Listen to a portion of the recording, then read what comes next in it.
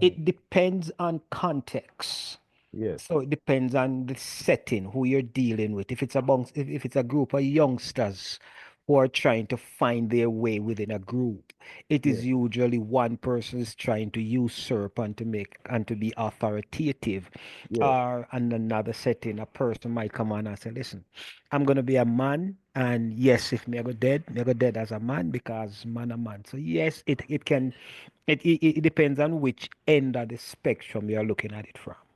Okay, right. Thank you. Thank you for shining in, Dr. Samuels. Yes, and we are happy. Now, look at it now. We want to get going now that the recording has started to go into some of the questions as we had proposed on the flyer and the aspect of finance, because we're going to go in that same order. And we are asking our panelists to shine in.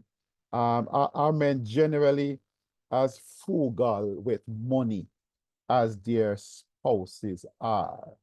That is part of the thing in getting the conversation going. When we talk about finances, and then we delve more into how men and money, if the society pressure them to earn certain amount, and if they're not earning certain amount, if society look down on them, family members don't regard them. If someone in the family is a lawyer or engineer, they regard that person more highly than someone else who is doing a task that is more menial and such alike. So, but I want to ask, generally speaking, are men considered to be as frugal with money, resources as their spouses are? Which one of the members of the panel want to take that one on? Sir Carl. I can kick that off, Sir Clive. Firstly, thank you for having me on the panel. Yes. And I want to give my salutations to my fellow panelists and to others who are on this Yes. great platform. I want to commend you for what you're doing. I think when it comes to that question, firstly, I think we have to understand what a coach and a mentor is in our life. It is said that a coach works with you to bring out the best in what you already have. A mentor pours their best into you. I think men historically have not had somebody pour into them frugality, and it's something you have to learn. Women, by nature of just being thrust into it, because if you look at the Caribbean, Jamaica is a matriarchal society. And you know, I have a strong belief in economic development.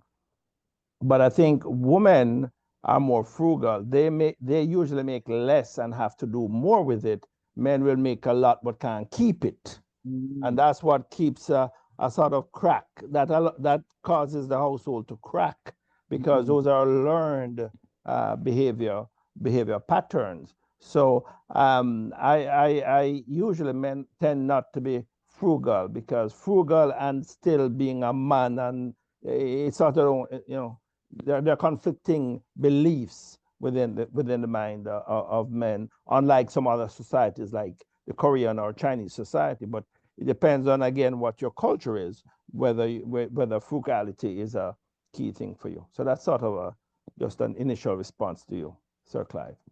Okay, great. Thank you so much for that. Sir Summers, Dr. Summers, would you like to shine in now? Well, in my experiences, when it comes to finances and being frugal, I find that females, because of the task that has been thrown on them, they have to find a way to make things work. They have to find ways to make ends meet. I grew up, I'm 10 of 10 kids for my mom, and number 21 of 25 for my dad.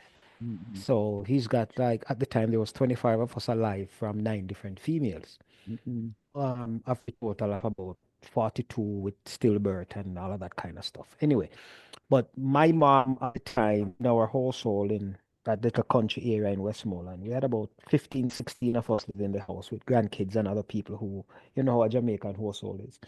And whatever money dad used to hit her with on a monthly basis, she used to stretch it and make it work. And in today's society, what I look at is that I learned from her how to do it. And so as Sir Thompson said, you look at a country like Jamaica being independent for how many years and politically independent to a degree. And it was just a month ago that we had our first female finance minister. Mm. And so when we look back and we see how the ladies can take time out to make things work. I listened to TD Jakes one time and he said, Mm. listen, I give the finances of my household to my wife. And Okay. when she gets into a bind, into a corner, she'll call me, we'll put our heads together and we'll figure it out so that Mm. we can fix what needs to be fixed. So what we need to do is to find a way to work together. And if we can work together, man and woman, male, female, husband, wife, we'll find out that the finances will be more in order. Problem we're having though is that you have because I've seen it when persons come to us in the Maypen Hospital and all of that, and we begin to talk about certain things that needs to be done. You find out that this man, he's making the one and sometimes two paychecks. But Mm. that paycheck has to be shared with 4 and 5 different households. And Mm. that's where I think the problem comes in. Wow. Wow. Powerful. Michael, shine in, please, Yes, my brother. yes. I want to piggyback on what the two panelists says because I think they have touched on it. Anecdotally, though, I can only go with what happened in our household. Um, my mom was like, there's a saying back home, turn your hand make fashion. And you give mama $20 and you get a meal that feeds 16 people and she still have leftovers for somebody coming in. It was incredible to watch, Mm. see how she could like I think one of the panelists, I think it might have been Mr. Thompson said, the husband might work a whole lot of money, but the women tend to do something just unique about that. My mom had the ability to do that. She could just make that money stretch. And she did it in such an amazing way. So much so that she influenced me. So the question on the table was whether or not men are more frugal than women or the other way around. I'd say depend on your influence because my mom was very frugal, so she made me very frugal, if you get what I'm saying. So in our home, I'm the more frugal one. I remember when we first purchased our home, um the payment period was of such that I drilled down to make sure that we are going to pay this off like as fast as I can because I just don't like debt. And we got it done in 16 years, which is normally a 25-year thing to do. But it Yeah. was not because of some magic. It was because of mama. Mama helped me understand the value of a dollar and Mm. use it. So that's just very anecdotal though, because it's going to vary from home to home and from person to person. But I just say from that perspective, mama made a difference. So therefore, in my opinion, the woman in my life, which was my mom, made that impact on me. So then I can then use it to impact my own family. And I've seen it where my kids and my wife just makes a difference in terms of how to shop and how to shop bargains and how to budget, so to speak, to make sure it's ends meet. I just want to apologize if you hear any sounds downstairs. I am at one of my buddies' home and we play dominoes every Saturday, a group of men. And so I'm very interested in the concept of brotherhood. And so you might hear the noise from now and then. So I apologize for that, but that's my little bit there. Thank you. Yeah, man. We'll come over to play dominoes sometimes with you. Thank you. Yes. So let me ask the panel this. How does a man feel when he's broke, especially if it goes for an extended period? How does a man feel when he don't have no money? Help us to understand that, is he, go into a call. I say like you want to give us something. Yes, that's a great question because one, what his understanding of broke is, we know what you mean, Sir Clive, and what his outlook is. Where is, because many times broke is a relative thing. Most of us as men don't know where we are. We don't know where we are standing. So broke is a relative term, and if they don't understand what that means, then society, the way society has framed broke, it's not ingrained in them, because broke means you just don't have the cash flow. It doesn't mean you're bankrupt. It just means you don't have the cash to meet your needs. And going back, I think, to what Michael said, we're husband and wife, and we're talking husband and wife, but it could be anybody. Is understanding where you are first. And I can tell you, Sir Clive, most people, and now would be a good time to do it in terms of coming into the end of the year, is saying, what do I have? Because you can't believe you're broke, and then God gave you the greatest gift of abundance. So it gets back to your belief system. And I think what we have is not a physical financial challenge, Sir Clive. And the time that I have is a thinking. And that's why when you ask a question, it's a thinking process. Most of us, it's not a money issue. It's a thought process. So we are thinking about it.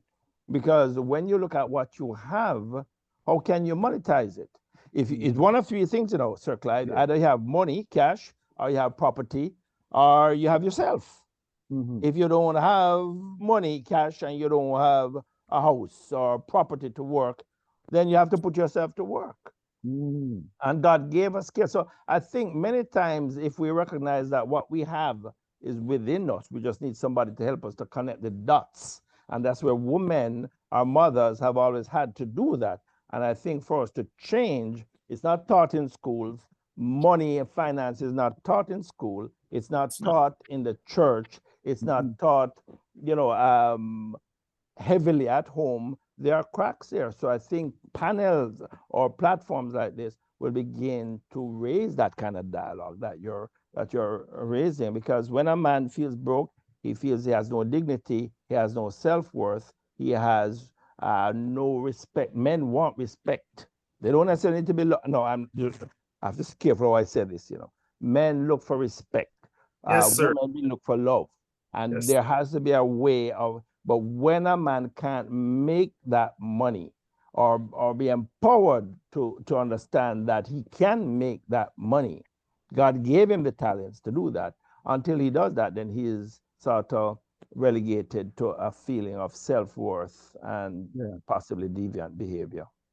Let me interject this before the other panelists came in. Jim Rohn. I don't know how many of us know Jim Rohn.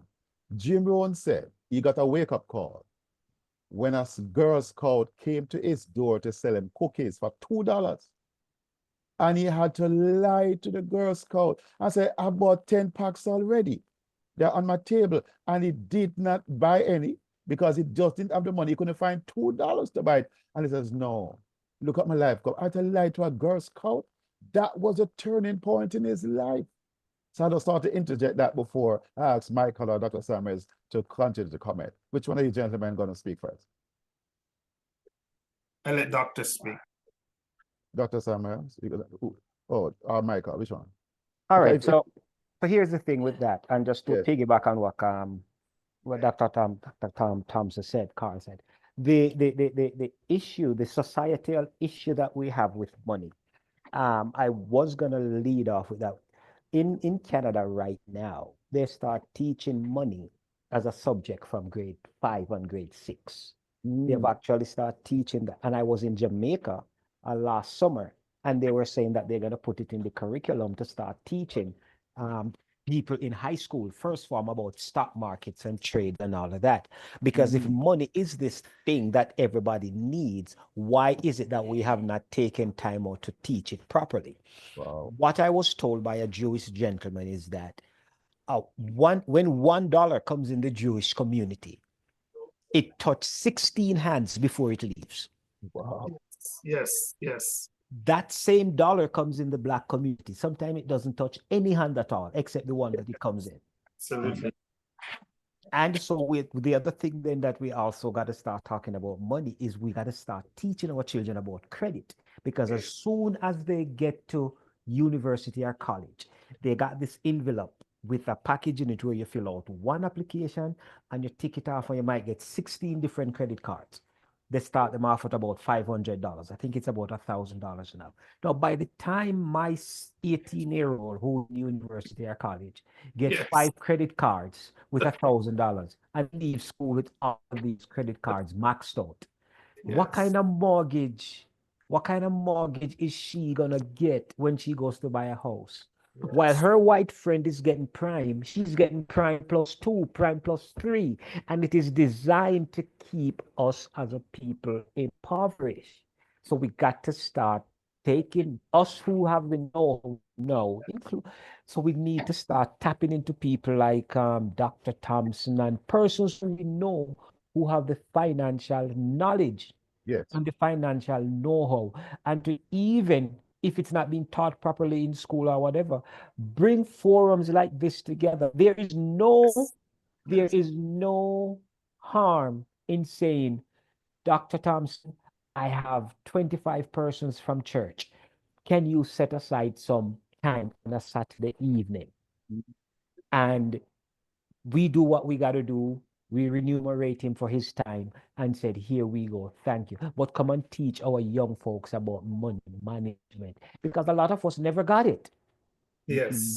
It's forums like these, and when we go to network marketing forums, that we kind of hear some people talk about how we should make money. So we need to start teaching our people how to feed into and to tap into and to support and to help each other. Mind you, the other thing about that is that when you go to a West Indian store up here, the problem is that it's like they want to become rich off one item.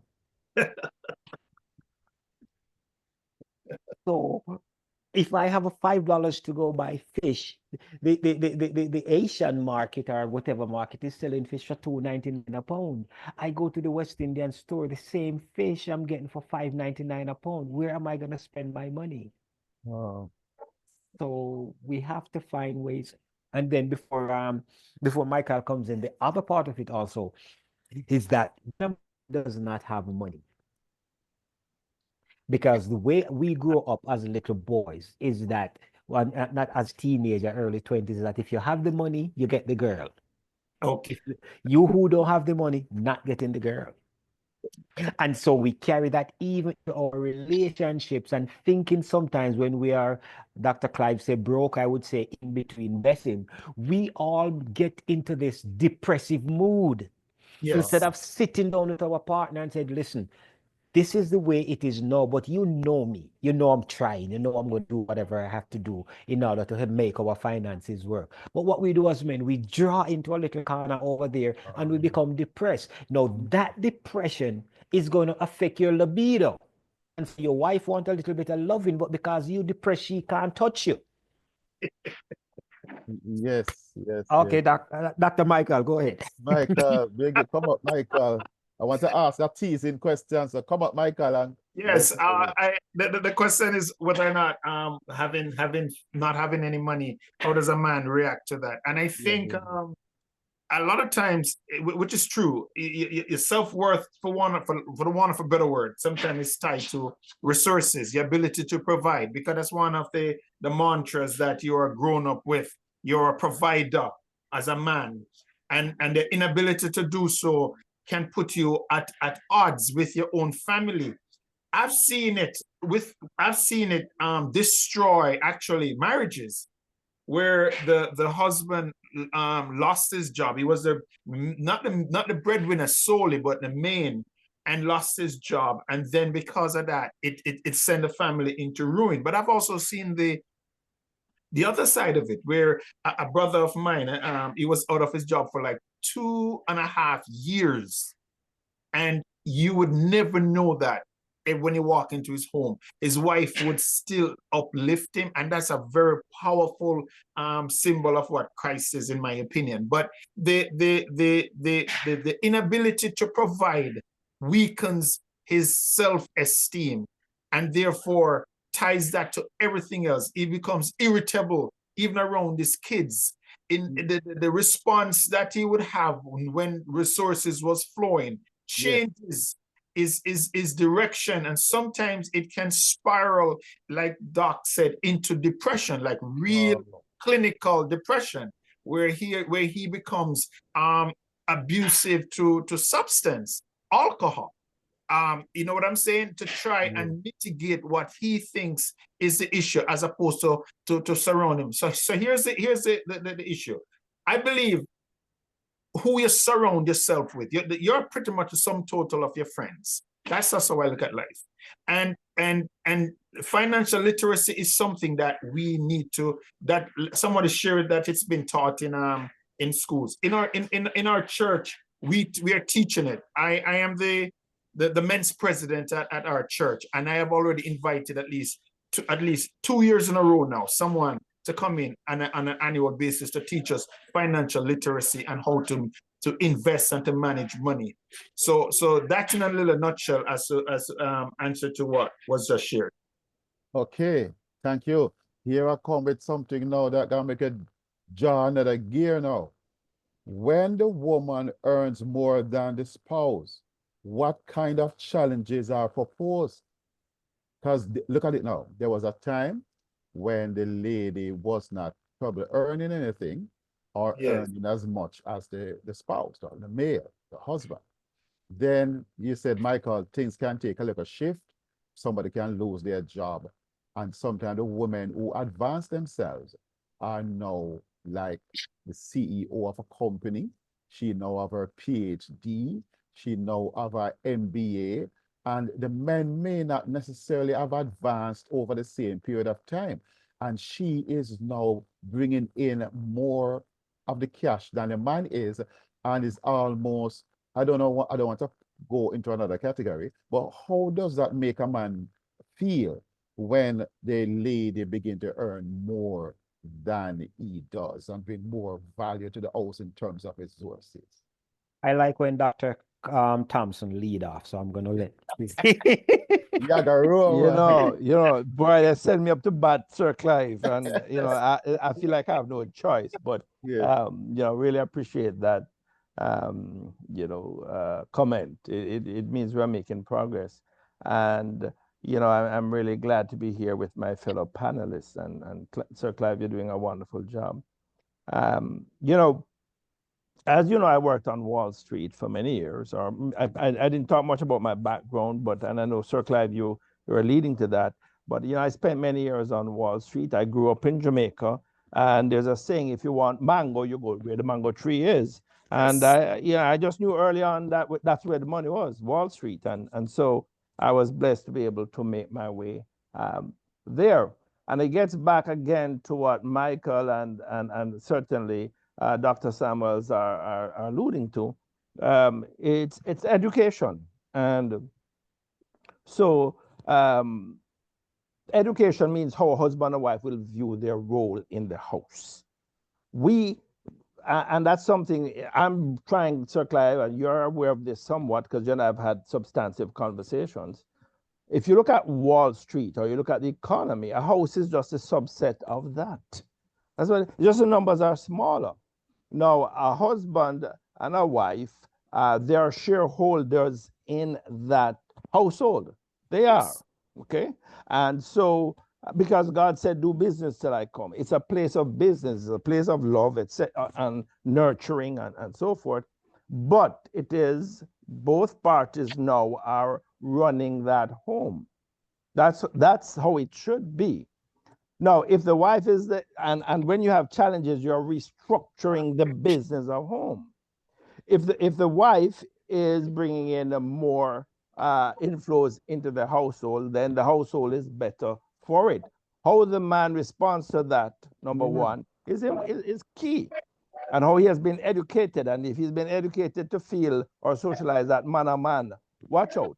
He's just not going to work because of his insecurities, because the household is not under financial insecurity. He is. On her side now, if she makes him feel less than, or she, sort of, emasculates him. Yes.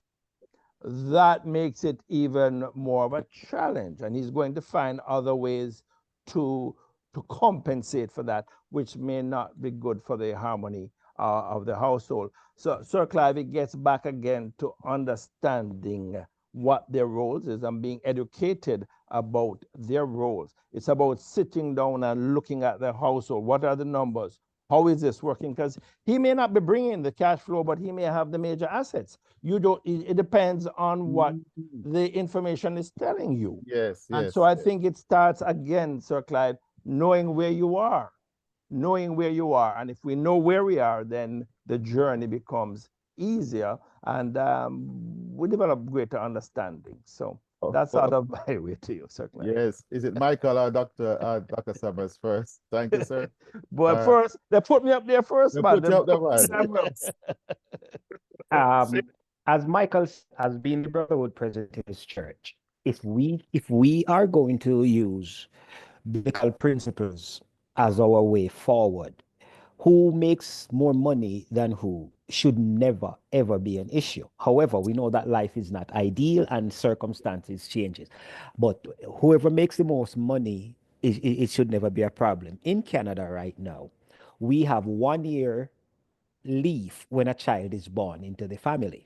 Now, you are given a certain amount of money for maternity leave, and so you also get some money for paternity leave. So as a unit, the wife and the husband has to look at it and said, okay, maternity leave, paternity leave, we have 1 year to split it up. Who is going to take which time off? Who's going to take most of the time off? Because you also have to understand your finances and your circumstances. As you know, I recently, not too long ago, when I completed medical school and all of that, when I look around, what we noticed was that in my class, we had 16 students. There were 3 males and 13 females. When we go to UAE to have competitions and we interact with our professors and so on and so forth, the ratio is getting bigger and bigger. You have more females than male. So it simply means that based on what we're seeing, more households are going to be led financially by females over the next 5 to 10 years going forward. And so now one of the other thing that we have, which I'm going to throw in there, hopefully it does not throw Brother Michael off, but what is happening is that a lot of very successful females don't have any spouse because men becomes intimidated because the finances of the female is bigger than theirs, and it's all because we have not taught our men proper value system. So that is one of the things that we're happening is that we in our churches in Canada, I can tell you for sure, we have a lot of single successful females. And some of the men, what the men do, some of them they rather backslide than even attempt to date a successful female because he feel that he is so much in his feelings. When I come back for a rebuttal, I will explain medically what we believe is happening, what is going on with our men, why they are not as vibrant financially as they used to be, say, 15, 20 years ago. Wow. Mikey, shine in before. Yes, yes. I feel I'm among these distinguished men to try and even attempt to make a segue here, but I'm gonna attempt it. I believe again, I only can come from an anecdotal perspective because of the ministry that I'm in which is our men's ministry. So I lead men. And so you can see it right in front of you, up close and personal, and you can actually touch it tangibly sometimes, but it's very anecdotal. However, I do agree that there is a significant amount of female-led homes and single female without spouses. And yes, one can say it might be intimidation, but we have to look back. When I came to Canada, just bear with me for 2 seconds. When I came to Canada, and the school system had a robust a curriculum where boys could engage, because boys learn differently from girls. And then they said that girls weren't doing so well in math. And so we're going to start to change the system. And I could see with my own eyes, the system started to change and boys were put on the back burner. where to the point where females were actually elevated to where we have our present day situation. Again, very anecdotal. The resulting now is that you have men who are not even sure what it is to be a man. He's not even confident in manhood, because he's been bombarded. If you watch our broadcast advertising, a man is a bumbling idiot. He can't even screw a light bulb in. He needs to consult his spouse to do just simple things that men were able to do. And so it plays in on his psyche. And so to then couple that with him not having the resources, say, that his spouse have, there is an imbalance.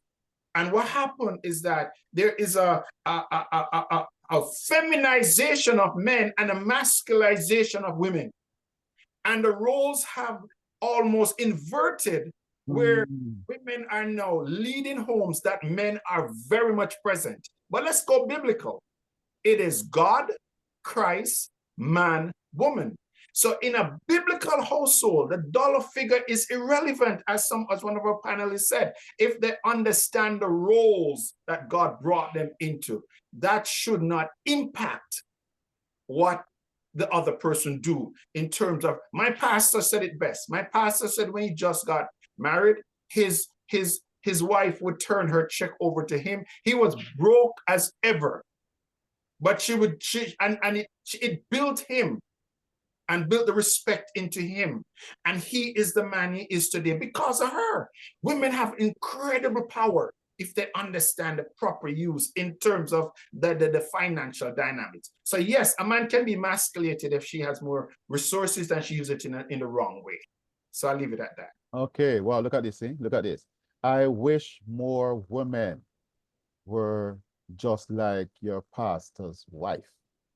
But Yes. we have some women nowadays, Yes, and sir. I'm very careful because women on the call, that they give the man a little attitude. It's that sly little attitude that they give to the man, and he feels less than a man. Yes. She sends him out. She speaks down to him. You know what I'm saying to you? Sometimes even in the bed, he might not get anything because she's having a little attitude. I wish more women would take that biblical approach than the feminized, the feminist approach. It's woman time now. I must exert yourself, and it causes problems in the home. And the man is just a shadow of himself. We're gonna get to that some more, but I want the panelists to introduce themselves. Sir Thompson, start with you, please. Give us a brief synopsis of who is Carl Thompson. Man, you have me right on the back end of a very interesting statements, series statements you made, Sir Clive, but that's you always doing that, man. Well, look, it's a pleasure to again be on this platform. I grew up in Jamaica. I grew up in Mandeville, and had the blessing, the good fortune of being able to go to Monroe College in Jamaica, and received a very good education there. From there, I went on to UWI, and one of the best universities in the world, I can tell you that. And then went on to Wall Street. I did my master's in finance and worked on Wall Street for, Sir Clive, 15 years. I've been married 40 years now, 3 grown children, and I live here in Florida, but spent quite a bit of time. I came back to Jamaica to contribute nation building, and so I was able to participate in the building of the Port of Falmouth and the finances of it and so forth. But now, Sir Clive, as you know, I believe the finances of the household, because I can handle corporations and I've done governments, but the challenges at the household level, and that's my ministry, that's my objective, because when it's not right there, then you can't tithe, you can't grow, you can't pass on a legacy. So blessed to be here, blessed to know people like yourself, Sir Clive, and now I'm meeting others on the panel. And as you know, if anybody ever needs me to speak on these matters, I'm more than happy to do that. So thank you for the opportunity to introduce myself. Bless you, Sir Kyle. You're still so humble. Didn't even tell us half of what the bio reads, but that's Carl Tom. So, Dr. Desmond Samuel, sir, please tell us who you are. Is he able to, Dr. Samuel is coming up? Yes, I'm here. Sorry about that. So, Yes. like Dr. Carl there, I'm a Jamaican boy born and raised. I am from a little district in Westmoreland. Went to St. Elizabeth Tech. And boy, if you know anything about Stetson Monroe, Yeah. Fire gash. listen, these guys, these guys from Monroe used to see us in Santa Cruz and call us a Jamal school. Dr. Samuels, you're a bad man, but I'll keep quiet. Listen, when I Stetson Monroe used to have a serious rivalry in terms of education and sports. Yeah. Listen, when it comes to Costa Cup, the DaCosta Cup, if Monroe Stet's in the same group, but it doesn't matter what position they are in the group. When these two teams meet, it's like the Costa Cup final. Santa Cruz shut down, Malvern shut down. But then in so when I was Stats first, I was intimidated by Monroe because you always see them on school challenge, they're always winning and all of that stuff. But then in 1 year we did summer school together and we find out that hey, we're all equal. If we get the same teaching, we study as hard, we can just be as successful. So from that time, Monroe and Stets boys now start kind of having very good relationships, study together, share information, and so on and so forth. So yes, I ran track and field. I represented Jamaica at the World Juniors and the Carifta game. I represented Stets at the Penn Relays. I came third at boys champs in the 100 meter. I did 10.3 seconds and come third. Cyrus Allen and this guy named Leroy Johnson run left me at the stadium. Anyway, I Cyrus Allen was from States and the guy Johnson was from Clarendon College. So after then migrating to Canada, I went to DeVry Institute of Technology. So I got my degree in electronic technology and work in that field for a few years, but I still wasn't satisfied. I realized that there's something more I need. So then I applied to medical school with no bio, none of them kind of subjects. I had physics and chemistry. Then after that, I was told that I cannot get into medical school with my technical degree, and so I took a year and 6 months and got 90 credits in psychology. That's where my psychology degree comes in, and then I got into medical school, completed med school. In the medical school, we also have a naturopathic program. I completed that, and massage therapist. Plus, I also have a degree in theology. So I enjoy learning. I'm married now, 22 years with two girls, and just looking forward to doing some great things for men. And in terms, if I can do something to help men to bring them up by the bootstrap, telling them my story, giving them my experiences, and hopefully if we can just help one person, then it would be a life well lived. Okay, thank you. So, Michael. I don't know how to go top those two or even try a little bit to each one. I don't know where to start. I'm going to be like Paul. Paul, a servant of the Lord Jesus Christ, a bond slave. I'm not sure where to go with that. I'm from humble beginnings. I grew up in Whitehall Avenue, and I went to Swallowfield Olive School. Then I went to Meadowbrook. I did a stint with Kingston Technical too in the evening. I came to Canada some 32 years ago.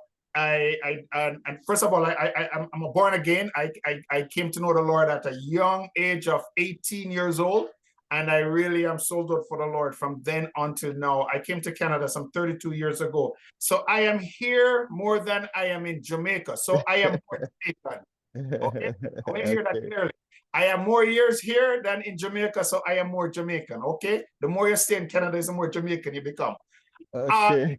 I've been in ministry in our church. My background basically in terms of for work wise, I work for Bell Canada. I'm a cable technician. So outdoors all the time. But in church, its ministry is just to men. And I'm gonna just use this one stats to help us to understand why I'm so sold out in doing this. It says when a child comes to Christ first, about 6 to 7% of the time, the family follows. When a wife comes to Christ, the percentage goes up a little bit more, about 60 something percent. But when a man comes to Christ, 94% of the time, his family is going to follow. Now, Dr. Carl, if you were putting money and you guarantee getting, say, 6 or 7%, guarantee, you know, and you're guaranteeing getting 94%, where would you put your money, Dr. Carl? I guarantee 94%. Yes, into sir. the kingdom, So that's into the where kingdom. I'm putting my money, is in the men's ministry. I want the greatest impact that the society can see is men who understand who they are and whose they are. So that's my little bit. Oh, sorry. Married for 27 years. 3 beautiful kids. One of them is getting married next year. So just giving God thanks for that. So give God thanks. Amen. You know, Sir Clive, if I may, for 1 second, because that's profound. When we leave this earth, we can't take anything with us. The only thing we can take with us is the lives that we have changed, the people that we have brought to God. That's who we'll take with us. So well said, Sir Michael. Thank you, thank you, thank you. Now we're turning up the pressure some more, turn up the heat, because the next topic, main topic, we want to shift to mental implications of erectile dysfunction. How serious an issue is erectile dysfunction to a man, and how does it impact the spouse? Is it you again, Sir Carl, gonna put in there?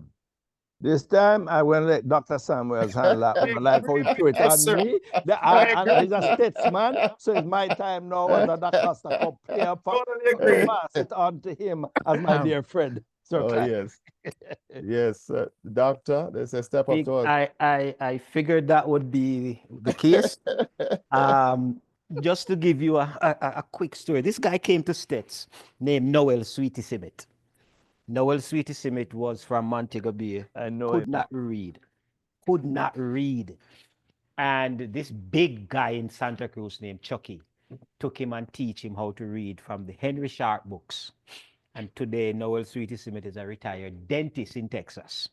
When he came to States, Mr. Pottinger asked him one question. Sir, can you read? He said, no, sir. He said, you can write? He said, no, sir. He said, what you can do? He said, me can kick your leather.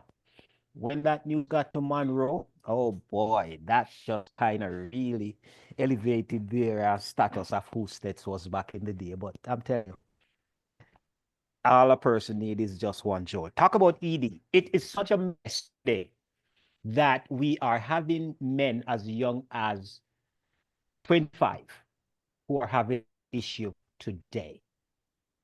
And so it is becoming a chronic situation.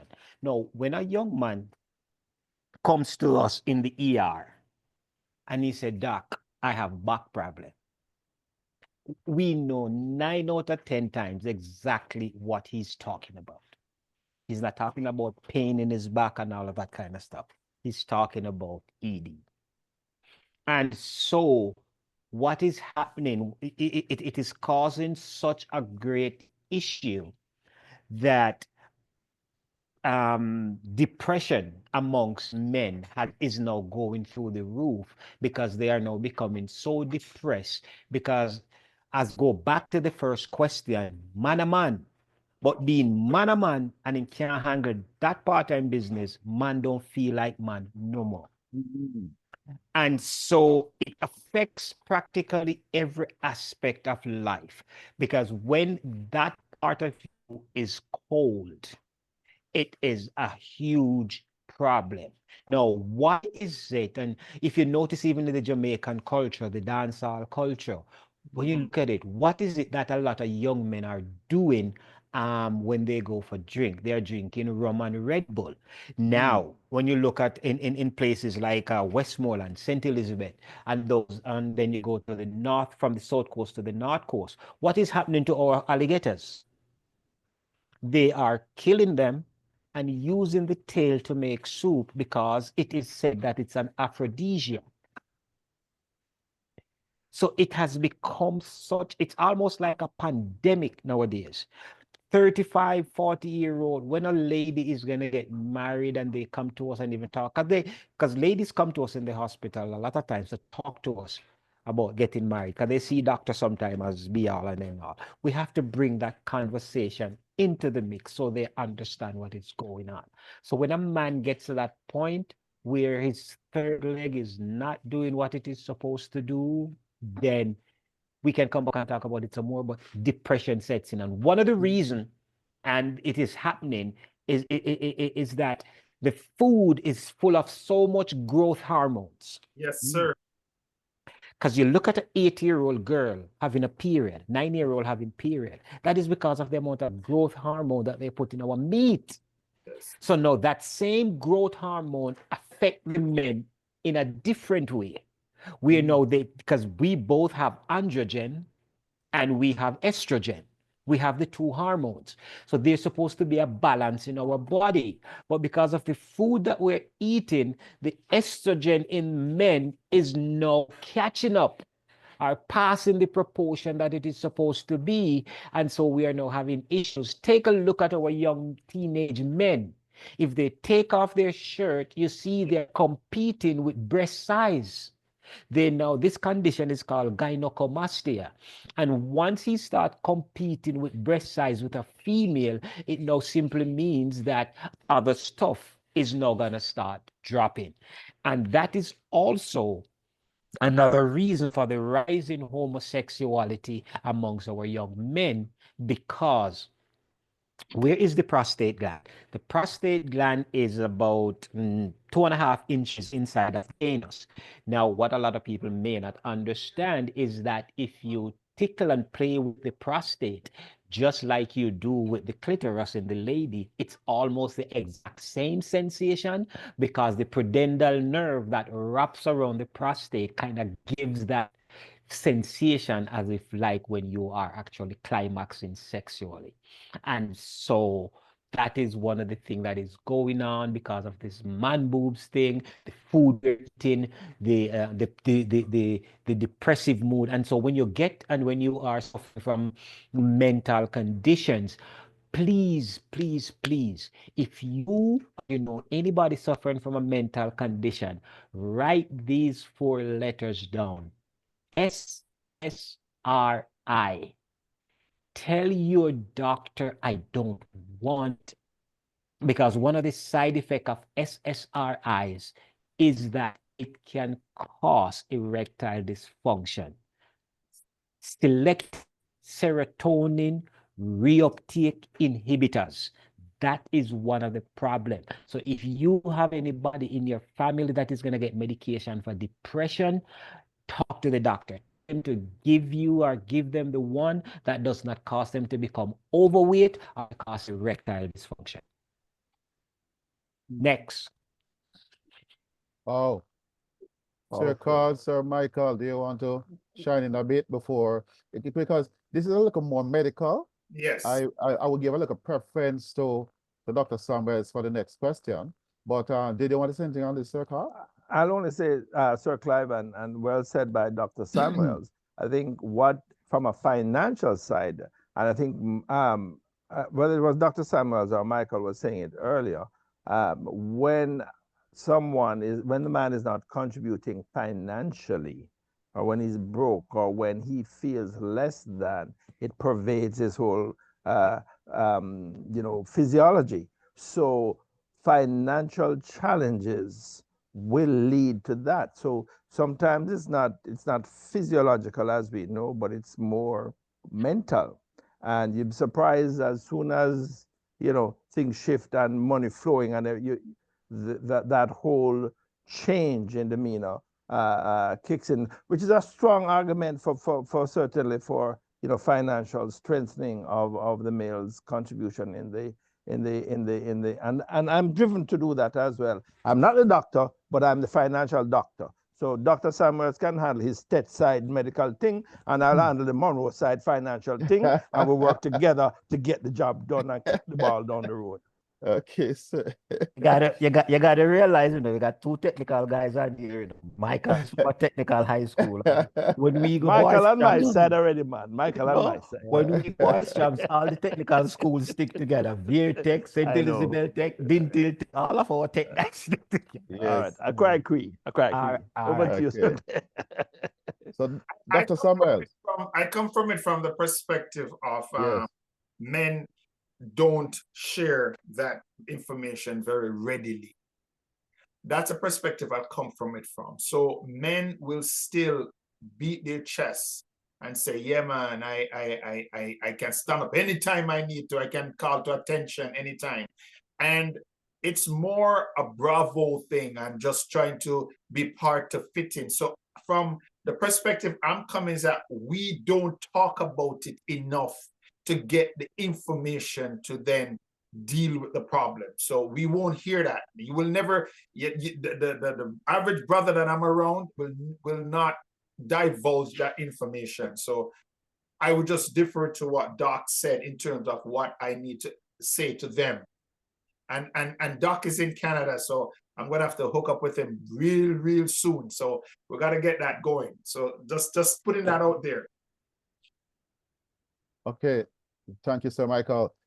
Dr. Samuels, say something more for us, please, in terms of the man's confidence, how ED affects how he postures, his confidence, his mentality. How does it affect his stress levels and how we take on his overall responsibilities because of that department not working so well? So one of the number one killers that we're finding out nowadays is stress.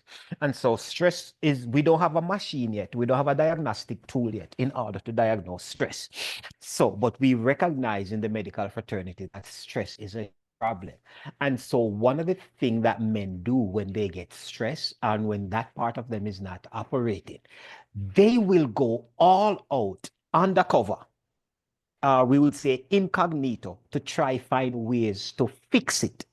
So they'll talk to this dude and talk to that person, go see this naturopathic person, go see this person here, all undercover. And then the other thing that a lot of guys are doing is that alcohol is not your friend. When it comes to erectile issues, alcohol is not your friend. And so what it does is that it's going to start affecting his church life. It's going to start affecting his social life. Jealousy sets in. So when he sees his wife talking to a younger, stronger looking man, all of a sudden jealousy pops in his head and he's thinking, oh my God, she knows my problem. Is she thinking, or is she actually out there with this guy because of my little problem that I'm dealing with? When sometimes nothing could be further from the truth, but because of what's going on in his head, he now brings everything into this. He goes to work, he can't concentrate on work. He goes to, so he's on the job, he's making all kind of mistakes. Next thing you know, he gets fired. Because this thing is now taking up every aspect of his psyche. Now, we might try the blue pill. Here's the thing about the pills, gentlemen. It will work, but when the blue pill work and then it stop working, in everything finish. Now, thankfully, there are treatment out here now that can help. And there's a doctor in Jamaica. I should get his name so I could actually put it out in our groups. But there's a doctor in Montego Bay, Jamaica, and there are doctors all over Canada and the US. They have this thing now, they call it wave acoustic therapy. Because one of the things that we find out is causing the problem is calcification. What do you mean by that, Desmond? Calcification. Now, once a person gets to a certain age and their diet is not right, the arteries become calcified. The arteries are what takes the blood to our tissues. So if the arteries in the penis are calcified, then the blood flow is going to be reduced. Okay. And so then once that happens, there's going to be no blood flow. So then that is going to have a problem. So this wave acoustic thing, you just sit on a pad like, and it send waves through your body and it breaks up the calcification. And so we ask that when that is fixed, because it will fix it, that you are going to change your diet, change even the water you drink, because these are the things that cause calcification. The other thing also, when a person is having erectile dysfunction, it's a strong possibility that he's having heart problem. Mm. So it is also a precursor to having heart issues. So now one of the things that our men don't like to do also is to go to doctors and get your blood pressure checked. You need to get your blood pressure checked, and you also need to make sure that your sugar levels are good, because one of the things that diabetes does is that it causes erectile dysfunction. Because when a person is diabetic, no insurance company will even look at you. Mm. And if they're going to look at you, they're going to put a rider on it that if you die from complications of diabetes, there's not going to be any payout. So to go back to it, so it affects the man mentally. Because the physical stuff is not working. So his mental capacity is gone. So depression sets in. And so once depression sets in, then now he could have bipolar. He could have bipolar disorder. He could have a long depressive disorder. All kind of depressive stuff can set in. He could end up becoming schizophrenic over time, especially if he's under 35, because the ripe age for a person to become schizophrenic between 18 and 35. So based on that, imagine a young man married at age 25, 30, and then after a year or two, him have no use. So these are kind of stuff that can start happening. And so now, what do you do as a female in your prime, and then you have a husband in your bed that is practically useless in that department? How do you fix that? How do you, as a female, deal with that? Are you going to emulsify him? Are you going to put him down? Are you going to make him feel whatever? Or are you going to work with him? And man, are you going to take the time out when she finds a doctor that is willing to work with you? The reason why she's doing that is not just because she wants sex, is because she recognizes that this thing is causing you to be depressed. And so you need to be thankful for her, work with her, and then so on and so forth. The other part of it, just to wrap here, Dr. Campbell, is that sometimes I've had a few cases where the man could not operate with the spouse, but he was operating with the side chick or side chicks. And Mm. so it has become a psychological problem. So the men who are on the line here, if you wake up in the morning with an erection, there's nothing wrong with you. Let me repeat that. When you wake up in the morning, if you wake up with an erection, you are dealing with a psychological problem and not a physical problem. Wow. What a profound way to give me back the microphone, Dr. Samuels. But where did we go wrong? Because when I was younger, the song that was popular was, "Oh, Marsh Charlie, him have a bulldog in his backyard, and when him get by the chain of it, chain him." How did it change from women singing songs now that say, "No want no short man, no Well, eeny weeny, teeny weeny, silver differs"? Where did it go wrong? When let's they did think this about Sunday? let's think about Stanley and the turbine. When I was Yes. a young man in my pride, I could have get a girl as I like. When I go old, courage boil down. Now all of the girls them a run from me. We went off the rails in our eating habits. We Wow. went off the rails in our drinking habits. Let's not fool ourselves. The food that we're eating. When I'm in Jamaica and go to a Jamaican supermarket, I want to feel like I'm in a Jamaican supermarket. I don't want to feel like I'm in a North American supermarket. Yes. I see more Preserved foods. preserved food. Do you realize that in Canada and America, the apple that is in the supermarket today is an apple that was harvested over a year ago? No, that thing has so much preservatives in it that it is destroying us from the inside out. You see, the body is made up of different organs, and there's a hierarchy system: the heart, the brain, the lungs, the liver, the kidney, and so on and so forth. These are what the body, the brain, is going to take time out to protect everything on a regular basis. So the brain look at the penis and say, sure, you're all right, man, you're good. We don't have to send too much blood to you. We have other places that need it more than you do right now. If you want to become a millionaire today, within a month, find some bush somewhere and say that it helps the man's libido. And you would not have time or hand to sell it. And so one of the things is that if your joystick, if your penis is working properly, don't go there trying to get other things to over enhance it. Because we as black men grew up thinking that if you don't feel pain, you're not doing nothing, which is so silly. It is not a weapon of mass destruction. It is supposed to be a joystick. Yes.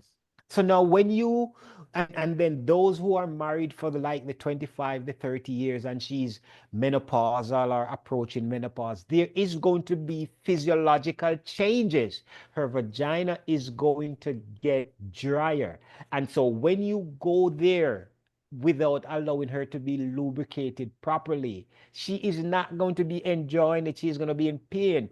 Get your KY gel, get your lubricant, do what you need to do to ensure that this is enjoyable, because when she starts saying no and start refusing too many times, you go into her, and by her just saying no, not there, don't do it like that, all of a sudden you get up in your feelings, and then everything just drops.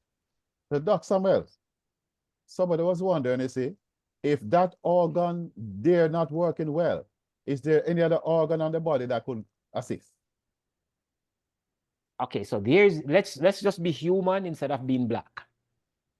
A lot of men blindly, because when I corner them sometimes, I tell them, and them say, you know, that something me that try a long time, you know.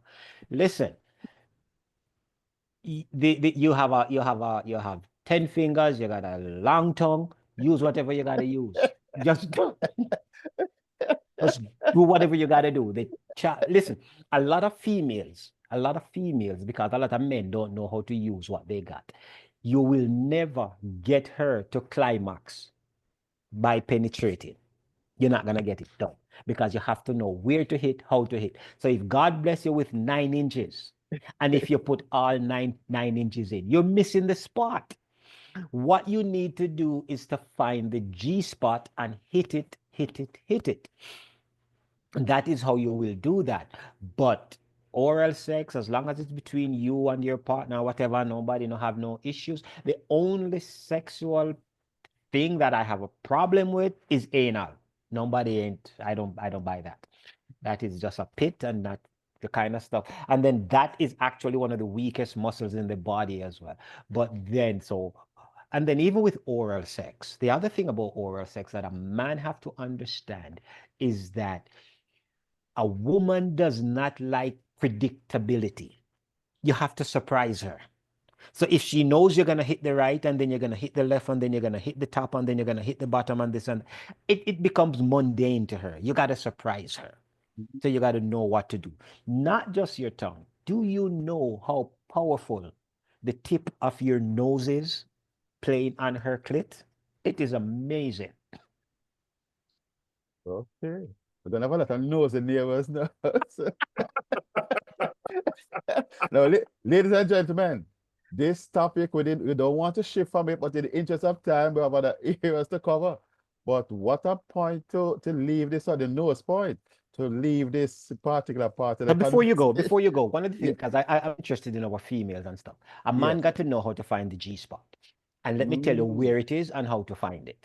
It is 3 inches inside the vagina to the top.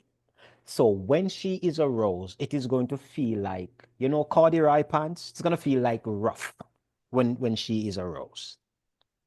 So Okay. how do you hit that with the penis? You put 2 pillows under her butt, and then you go on your knees in front of her and you will strike it 10 times out of 10. She will have the biggest climax that she ever had in her life, but you have to hit it.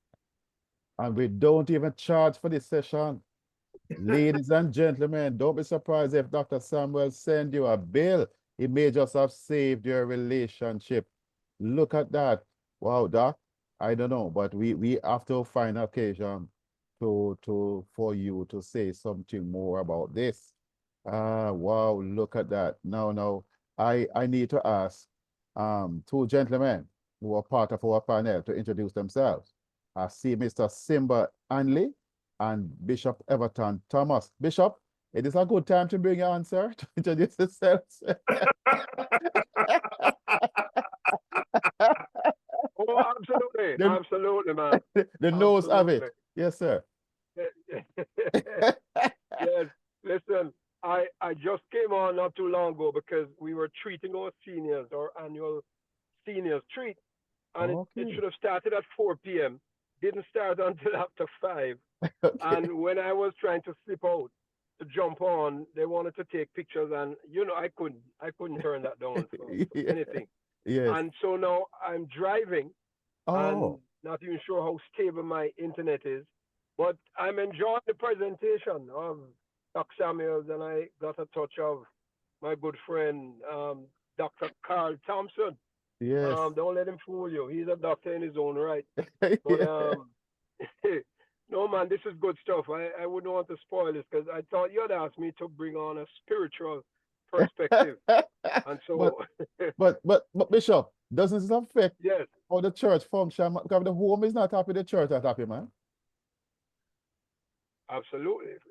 If wife is not happy, Look at nobody is that. happy. That's what Nobody you is mean. happy. That's Yes. what you should say. But tell us a bit about you, Dr. Sam, Bishop Thomas. So tell us who you are, and then we ask Mr. Simba. You see his name? Zimbah. So after we have an introduction by Dr. Bishop Thomas, then we will ask Sir Simba. So Thomas, just tell us a bit about you, please, sir. Bishop, that's you. He did say something about his driving and the signal. So in the meantime, Sir Simba, would you be kind enough then to introduce yourself to us, please? Yes, indeed. Thank you very much for that introduction. And I too am enjoying the show. You know what I mean? I'm learning a lot. It's about lifelong learning, and Yes. so I do appreciate the the the messaging that I've heard thus far. I too came on a little bit late, but yeah, it sounds very intriguing. The discussion always like this about building and sustaining healthy relationships. And that's the key. You know, that's what we Yes. need to do. Yes. Okay, tell us a bit about you. Who is Simba Hanley? Who is Simba Hanley? Yes. Wow. I'm going to say that I am a firstborn son of the Almighty God, Yes. right? And that kind of tells you my origin. Yes. And I'm saying that because I know that I am here with those who are of the family of God. Amen. So I'm a brother. You understand? And so I serve in our community here in Toronto as an educator. However, my focus here is around cultural education. So I do a lot of work with the Garvey Institute, right? So I do a lot of work with Dr. Julius Garvey, who is, as you know, is the hero of the Honorable Marcus Mosiah Garvey. And as such, I try to emulate the principles that Garvey upheld, uh, which is, in essence, about service leadership. And so that's what I've been doing in this community, you know, in Toronto. Right? I'm trying to do my best in order to fulfill my purpose as a servant leader. And what does that look like? Well, I'm an advocate for communal stewardship, right? I feel as though we as a people are suffering unnecessarily because of the lack of divine love and unity, right? As simple as that. And I feel as though we've been tricked and and in such a way that we've been led off straight, right? We've been tricked into being something that we are not, which is to say that, going back to my original introduction, that I am a son of God. We are of the family of God. And what does that mean? It means that there's an aspect within us that unites us, not necessarily outside of us. Bob said, open your eyes and look within. And I'm saying that we are neglecting the highest aspect of ourselves. And once we tap into that collectively, we will collectively transform our current condition such that we will recognize what it means when it is written, seek ye first the kingdom of God, knowing that it is within us, and make it manifest. You know, and I'm hoping that we do this quite soon, man. This is Gen Z, everybody. Could anybody tell me what comes after Z? Okay. Now that's powerful. Thank you for your introduction. Since you are at the microphone, we are going to be looking at men who have female managers. Are men generally intimidated by female bosses, Sir Henley, you think? Sir Henley? Yes, I'm saying if they are, it's because they do not understand how the universe works. I.e., isn't it written that the hand that rocks the cradle rules the world? Mm-hmm. Mm-hmm. Yes, we've heard that. You've never heard that? Yeah, we have heard it. Of course you've heard it. Of course you've heard it. And it's not about, remember we spoke earlier, I spoke about servant leadership. And that's all it's all about. We all have different attributes, different talents, different gifts.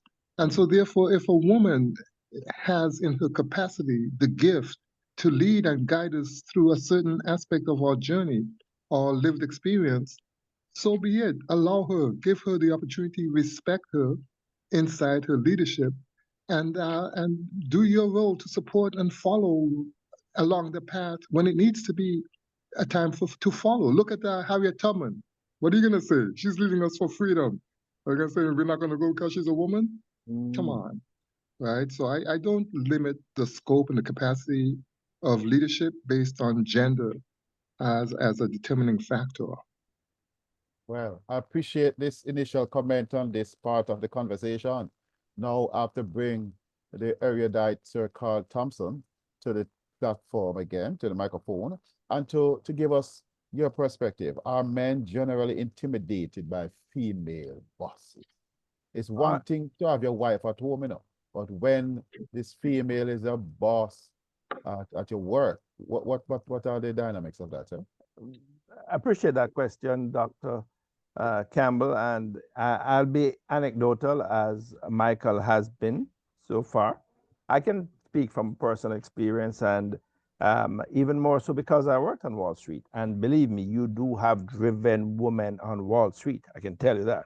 Not just the men, and it's not the testosterone driving the process there. And for me, while in a number of circumstances, I had, you know, a higher level of capability in certain cases, it made no sense to make her, and it would apply to any boss, it would not have made any sense to make her less impactful, but more so impactful. So I think it's how you manage upwards.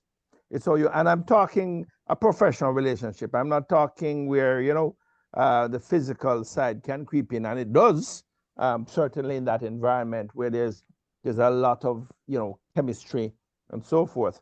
But from my side, I just never saw to you know, and she appreciated that. She understood that. So she did not, well, tour them. They understood that. So I was very intentional going in. I knew my capability. I was never intimidated, but I knew that my role was to make her look good, and not at my expense, but I Right. knew I could make her look good and certainly edify her in that way. And so I was able to manage through that. But that's, again, anecdotal. Broadly speaking, when women face the glass ceiling, because women are, if she's your boss, usually she's had to, I'll be talking professionally here again, she has had to be pretty capable and pretty tough. Hey, look, women birth nations. That's what they do. They birth nations. So they have their right of place in any space. But let's just be frank. They've had to work very hard to get to where they've gotten to. And one, they're not necessarily going to give that up so easily, and they're not necessarily going to just sit back and be and have it taken away from them. So I learned that a long time ago, and my role was therefore simply not to get head on, because I could always work around. And Dr. Samuels, I was always a good footballer from my Monroe days, so I knew how to work around the situation. It Yeah. doesn't make sense that I get head on and tackle her on an issue. Um, simply, have you thought about this, or how would you view this, or that kind of approach? But it also comes with maturity and managing expectations. So I hope that addresses that in some way, Sir Clive. I thank you for your input, sir. I'm going to ask Sir Michael to come up front a bit now before Dr. Summers shine in again. Michael, do you want to comment on this? Yes, yes, I think obviously based on the genders, men and women bring different dynamics to any equation. Anecdotally, I had two female bosses, but the field I am in predominantly is male dominated. It's just the nature of the field that I'm in. But however, I've had two women in that space before. I don't think it's intimidation, but she does bring a different perspective, a different dynamics that changes. Let me put it this way. If you're in a room of brothers, all men, they're talking, and a woman walks in, she doesn't have to say anything. She changes the very atmosphere by walking in the space. So the field I'm in, the brothers are like sailors. And if you understand what I mean by that, their mouth is foul. And so they don't hold back anything when it's all men speaking. So the minute a female boss walk into that space, everything changes. So I think she brings a degree of respectability to men by being in the space. So how about we put it from that perspective? She causes men to have to suppress some of the animalistic base talk and to actually respond in a way. And I think that is actually a good thing, if you understand what I'm saying. So I don't believe it's intimidation, it's ability to garner respect more than a male boss. But when my male boss walks in, the guys don't change a beat. Nothing changes. So yes, she changes the dynamics by being in the space, if that helps. Okay. Thank you for that input. Would you like to comment, Dr. Summers? Well, even in the hospital where I'm at, the CEO, female. Head of my department, female. Head of psych, female. Head of cardio, female.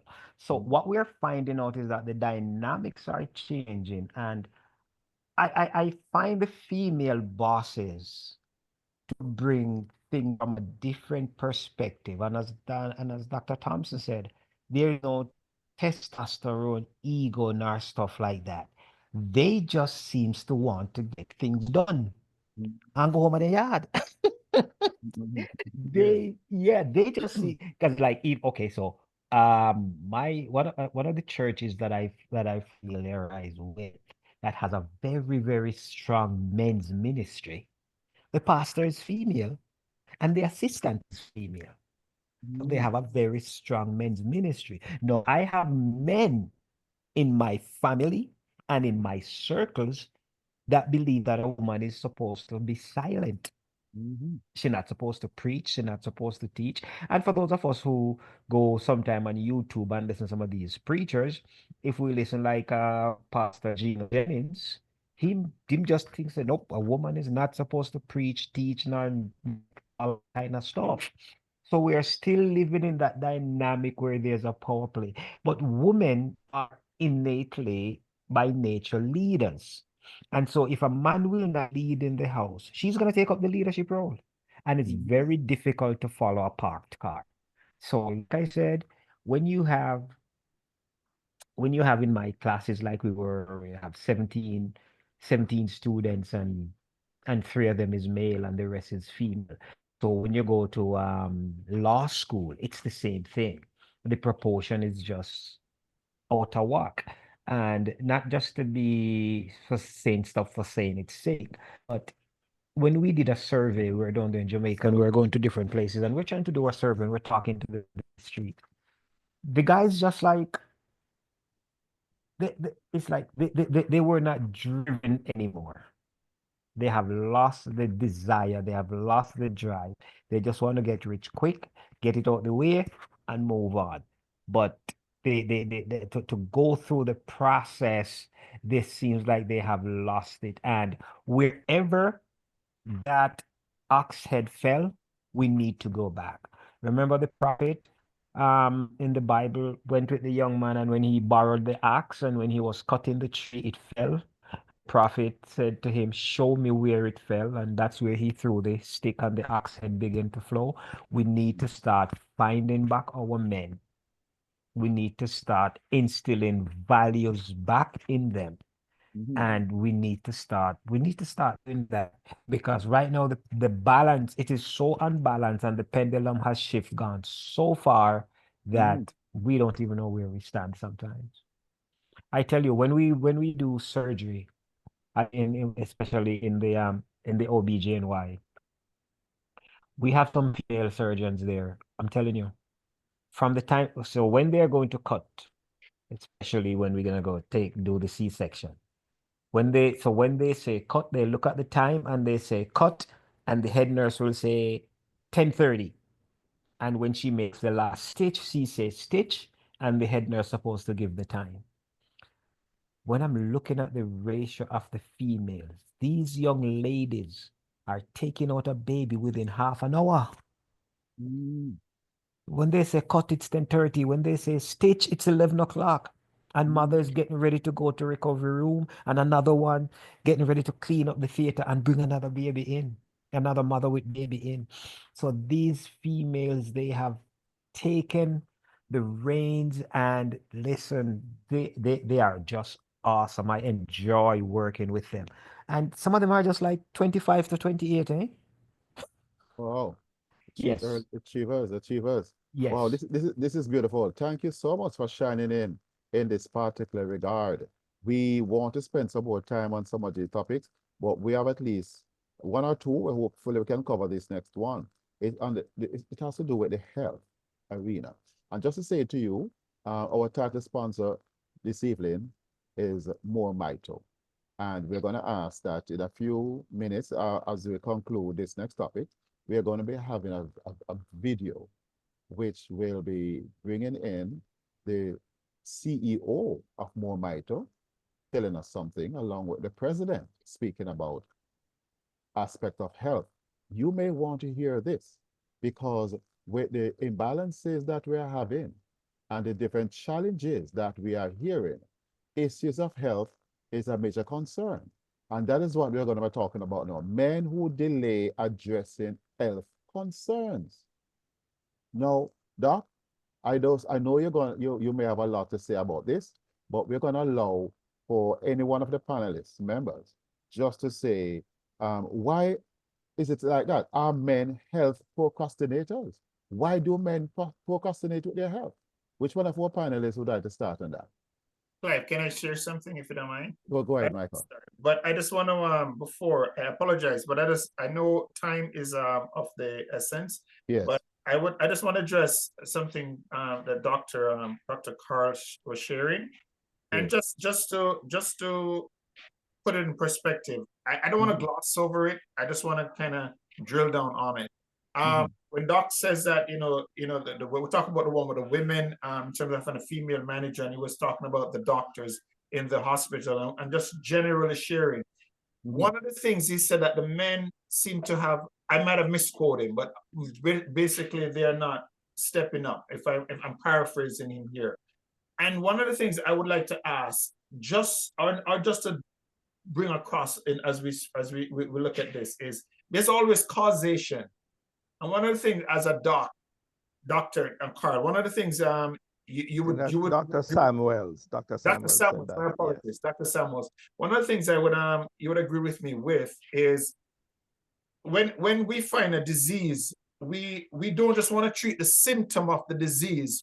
We want to get to the root cause so we can eliminate it and therefore prevent it from happening. So there is a causation to why we have the imbalance where you find now there's more female in spaces that probably a time or two ago was not so. And that causation stems back to what I said earlier on in our discussion, in where boys were marginalized back in school and girls were elevated for the purpose of saying, because boys were, the stats had said that girls weren't doing so well in math, let's get them all the help they can. And at the same step, boys were put back. I'm just being straight up. I just went to a youth correctional facilities 3 weeks ago. 3 weeks ago into youth correctional facilities where this is a maximum security correction facility for young boys between age of 12 and 18. You know, the common denominator was fatherlessness.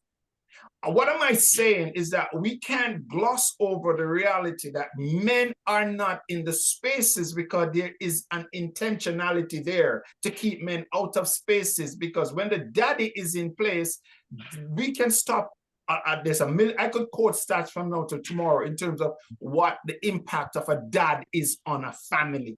But I just say that to say that the main cause there was fatherlessness. Boys are not having a role model of a man in front of them. They go to school, the teacher is a woman.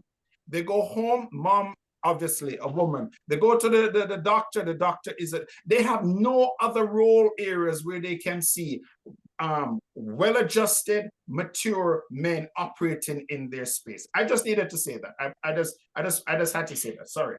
You can go ahead. No, not a sign. You don't need to apologize for that. We are very happy for that input. The dynamics of the social circle is just crazy. Because if we look at Jamaica, a lady can have 5 children and there are 5 different fathers. The father sometimes, why he's not at home, is because he really belongs to some other home. And that is part of the dynamics also, that is a visiting dad, and he doesn't have the time to spend to nurture the child. But that is going to take us into a different type of conversation, which yes, we need to spend some time on it. But do we spend some time on it, or do we push on? Is a panelist wanted to say something on it before we move on? Yes, I do. I absolutely do. Yes, and sir, the reason is it takes a healthy village to raise a healthy child. And we so much focus on the individual, as you said, the symptom rather than the root cause. Now, yes, if it is written before we even came here, before any of us were born, it takes the whole village. If the village is sick, then the children must in some way be sick. Mm-hmm. So all I'm saying is perhaps as we go deeper into this kind of a topic, maybe not tonight, but in the future, mm-hmm, let us conceive, what does a healthy village look like? Mm. Yes, because, wow, the village not looking so well from this vantage point. No, and sir. There are a lot, Carl, you could write a book on this topic, because I've written several already. And we will need to dive into it. I don't know. I'm sensing that the audience energy is saying, say something more about what is happening now, just before we move on to health. Say a little more from the panelists. What they are gleaning, what we are sensing, what is causing this. Because what does that mean sometimes? Can I say this? When the man visits the house in some community, that lady sometimes has 2 or 3 children.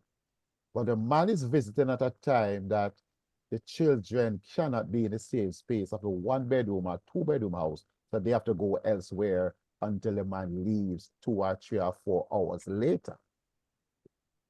Where does that 15-year-old girl go? Where does that 10-year-old boy go until the convenience of that arrangement is dealt with? And sometimes the mother don't even ask, where did you stay in the 4 hours from 6 o'clock, from 7 o'clock until 11 o'clock now?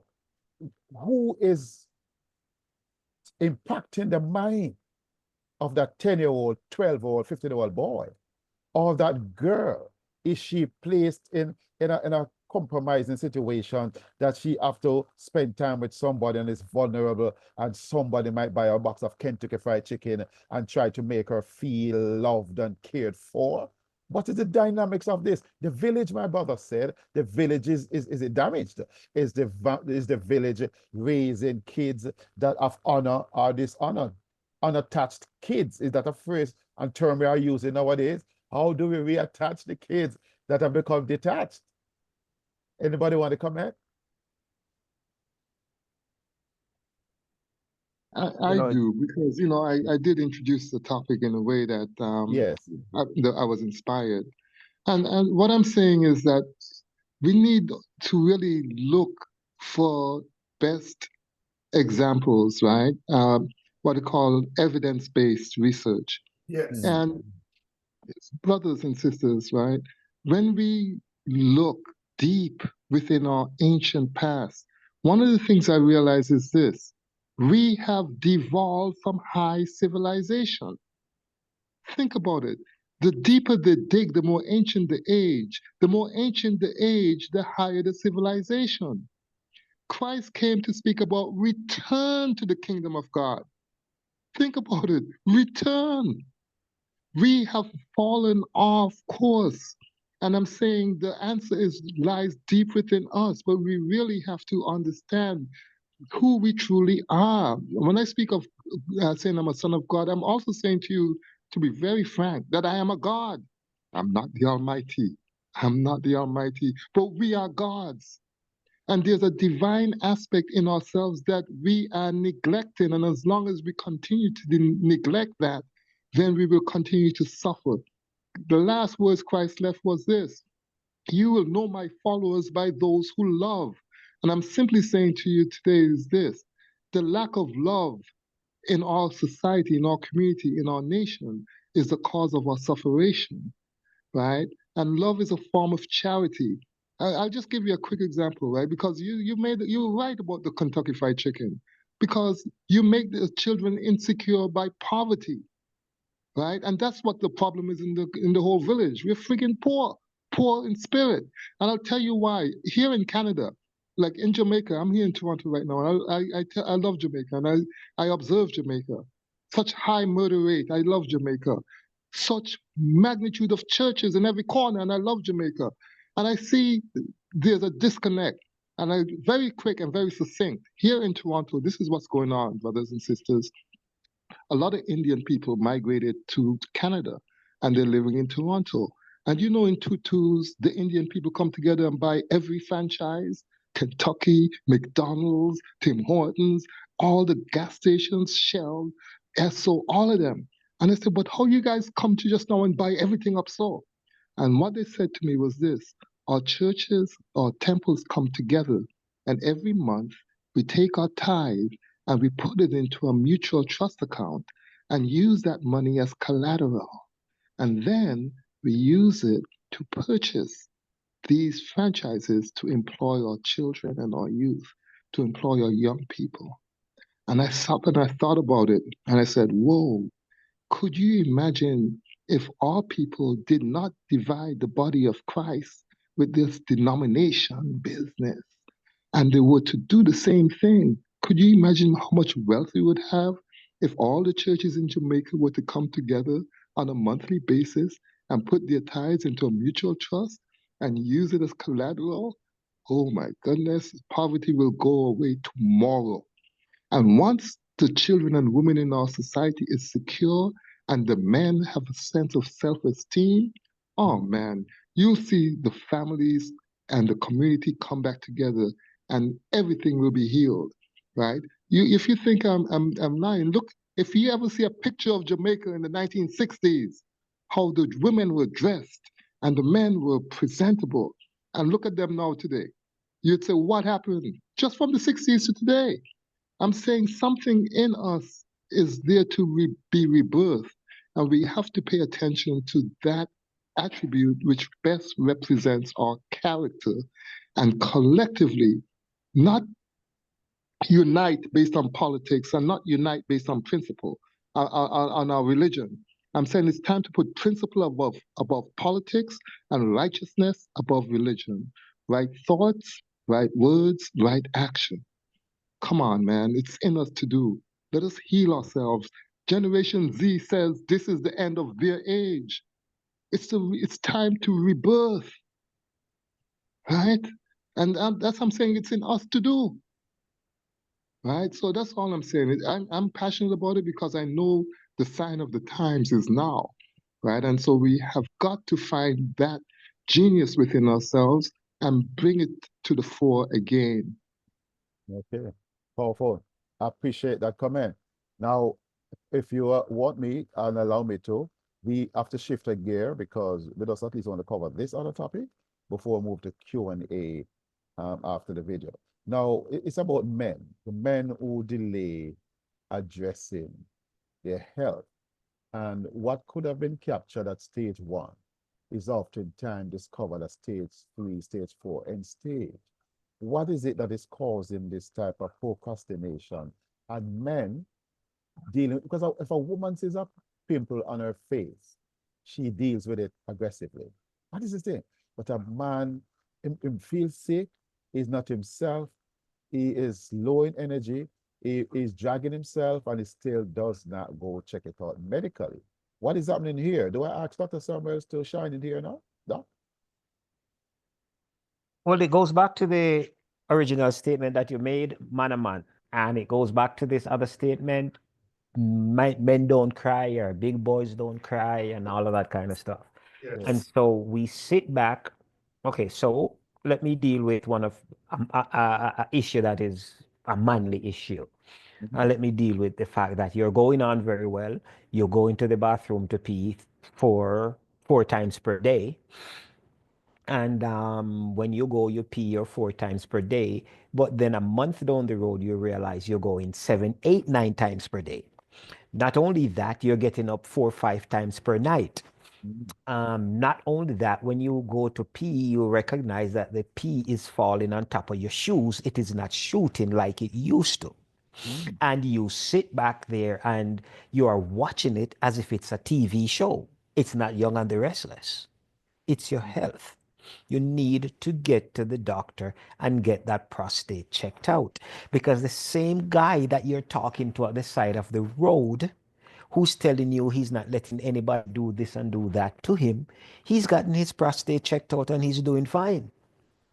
So it is your health, it is private, you need to get it checked out. Because the prostate, let's talk about prostate cancer. Prostate cancer is one of the easiest cancer to cure.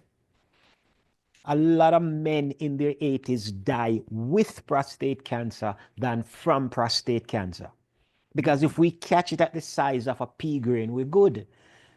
Because folks, think about where the prostate gland is. It is extremely close to your spinal cord. And so when it moves from, say, a stage 2 to a stage 3 or a stage 4, it jumped right into those fluids there in your spinal cord and it metastasized and goes straight to your brain. By that time, it is too late. So I am encouraging the roots. What is happening to our men is that I don't know why, and we're trying to talk to men. They're like, "Oh, me, I watch it, man. It will go away. Or me, I go get some ginger tea. Me, I get some mint tea. Me, I go buy something across this or something across there." And then now it gets to the point where, so you know that diabetes is kind of messing with you. Say 3, 4 years ago, you did nothing about it. All of a sudden, you start having tingling in your feet. All of a sudden, you start having erectile dysfunction. All of a sudden, your eyes are getting cloudy. So now, if you had dealt with this thing 3 years ago, you wouldn't be dealing with these other issues that you're dealing with now. So we're saying is that once there is something off, go get it checked out. It's best to get it checked out and find out that it was just an anomaly and nothing to worry about than to watch it there, wait over time. And next, by the time something, so you were feeling some abdominal pain, you didn't go and check it out. Next time you go pee, you realize, oh my God, there's blood in my pee. Next thing you know, you go and poo, there's blood in your poo when you could have checked it out and got it fixed. You go into the pharmacy and you're buying Pepto-Bismol and you're buying this for stomach problems. When all you had to go is to go to the doctor and let them run the test and get it checked out. The other thing, so men have become, here is this. I'm not saying, guys, don't think I'm beating you up and stuff like that. Because there was a time when they used to use us black men as the guinea pigs. We just have to be honest about that. If you go and read the Tuskegee experiment, this is where these guys were using our black men, giving them sugar pills and telling them that they were giving them a cure for syphilis. And this is like not even too long ago, like the 1950s, 60s, down in Tuskegee. And so Native Americans, same thing. yeah, and they do that with Native Americans. So and even our black women, the guy named Sims. We use all of those gynecological tools that we use today in gynecology there. It's that he used black women without anesthesia so that they can test these products so that they can bring them to the forefront. And he's making millions, and whoever he left behind is making millions and billions of those equipment that he tested on our women. And so that's one of the reasons why our people are not so trusting of doctors, because deep in our minds, some of them are still thinking, I don't trust doctors.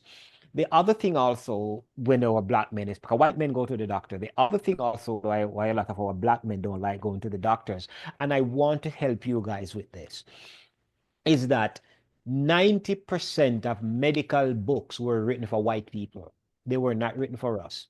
And a lot of times when a black person goes to a white doctor, remember, they teach us that certain things you're going to be able to see, the color, you're looking at the color. Now, if we have a baby that is having issues with the ventricles, they have a thing they call the blue baby syndrome. Now, which black baby is going to turn up blue?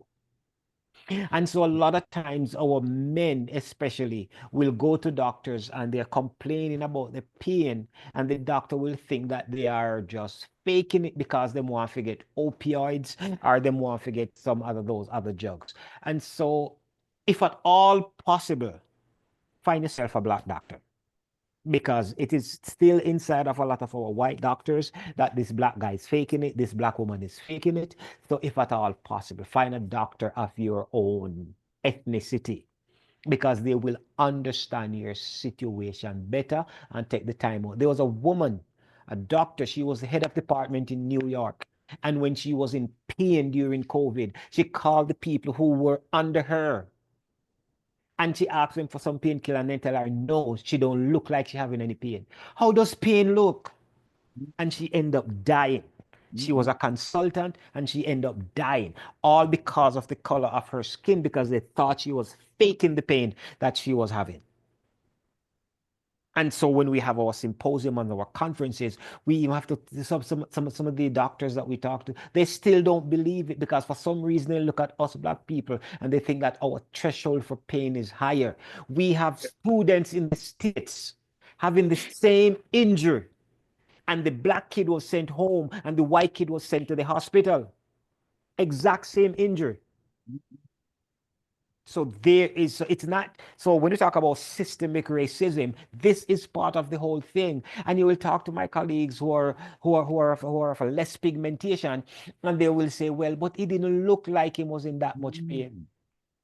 I say, man, it's not about the looks. When we went to when we went to Haiti during the hurricane, not the hurricane, the earthquake and all of that, we're there as medical students.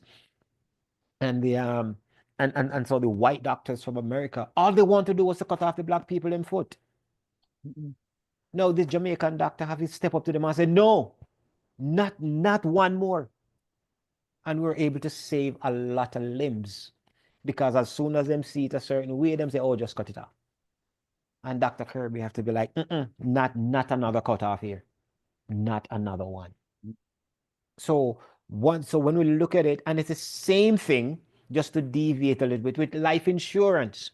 Back in the day, in the 70s, some of us on the line weren't even born yet. The stories we heard is because persons used to come around and sell our grandparents life insurance.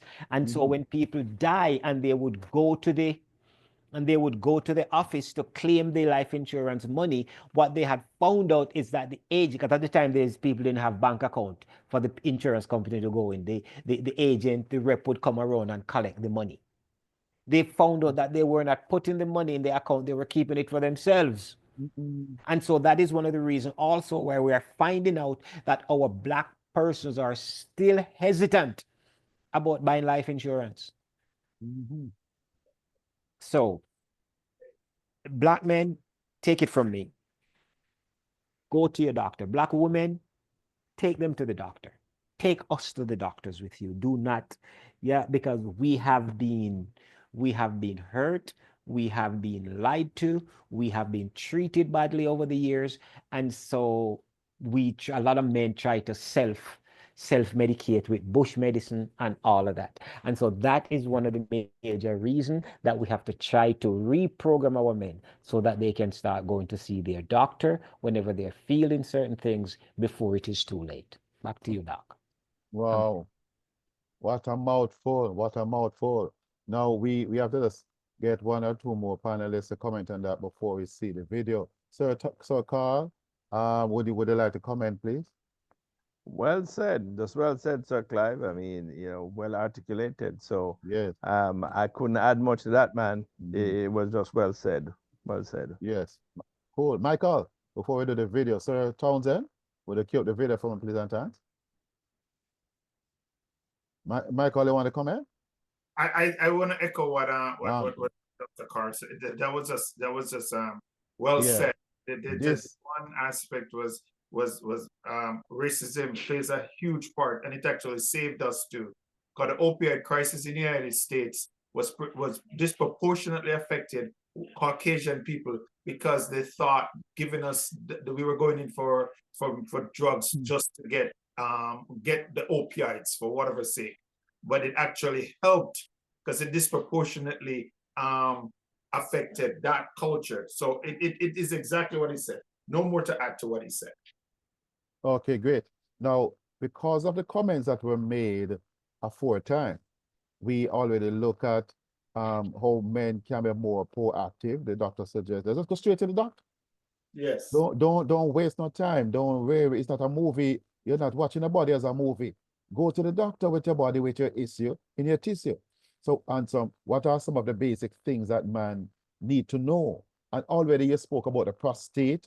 You just mentioned something about the testosterone issues. You mentioned about stress and depression. So we are on target, because men just need to be a little more proactive with about taking care of their health. And what is sad about not doing that is that many men are dying too early, aging too fast, suffering too much, living impoverished, and they are dying bankrupt. They are dying and leaving a bill instead of a will. And it causes problem because they just won't listen. They just won't go. They try to self-medicate, and they try to do things on their own. with all the mental blockages you may have as it relates to the doctor, go and check it out. Am I making sense? Yes, sir. Go and check it out. Find out what it is about, because this is too important. You leave a young wife and your young children. And sometimes, the man doesn't die. But here is what the man suffers. He gets a stroke in his 40s or 50s. Men tend to marry women who are younger. So the woman is 35, 45. He has a stroke and he cannot function. You know what I'm talking about. When she goes to the bathroom and tidy up herself nice, put on her negligee, powder up and so on, and lay down in that bed, the man is sitting on a stool in the corner, looking at his wife like a figurine, and all he had are memories. Don't live like people do. They always stick with you, whether good or bad. It makes the man so sad because he cannot perform.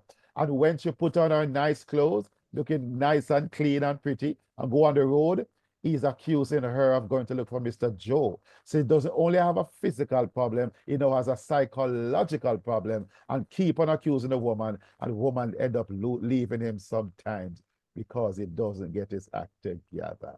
Isn't that a sad end to that story? But it is something else. Let me just find out. Sir Townsend, are we ready, please, on time, sir? Just indicate to me.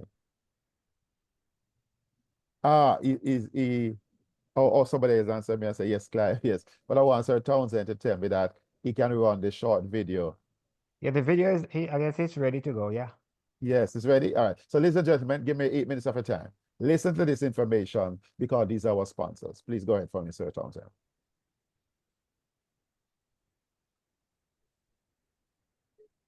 You've all joined the Saturday More Mito Health and Wellness Call. My name is Dale Monet. A little bit about my background. Out of college, I went to work for a company called Procter & Gamble, largest consumer products company in the world. I went into the food and beverage division, rose into management. My brands included Crisco, Jif peanut butter, Duncan Hines mixes, Pringles potato chips. If you ever ate a Pringles, I had something to do with that.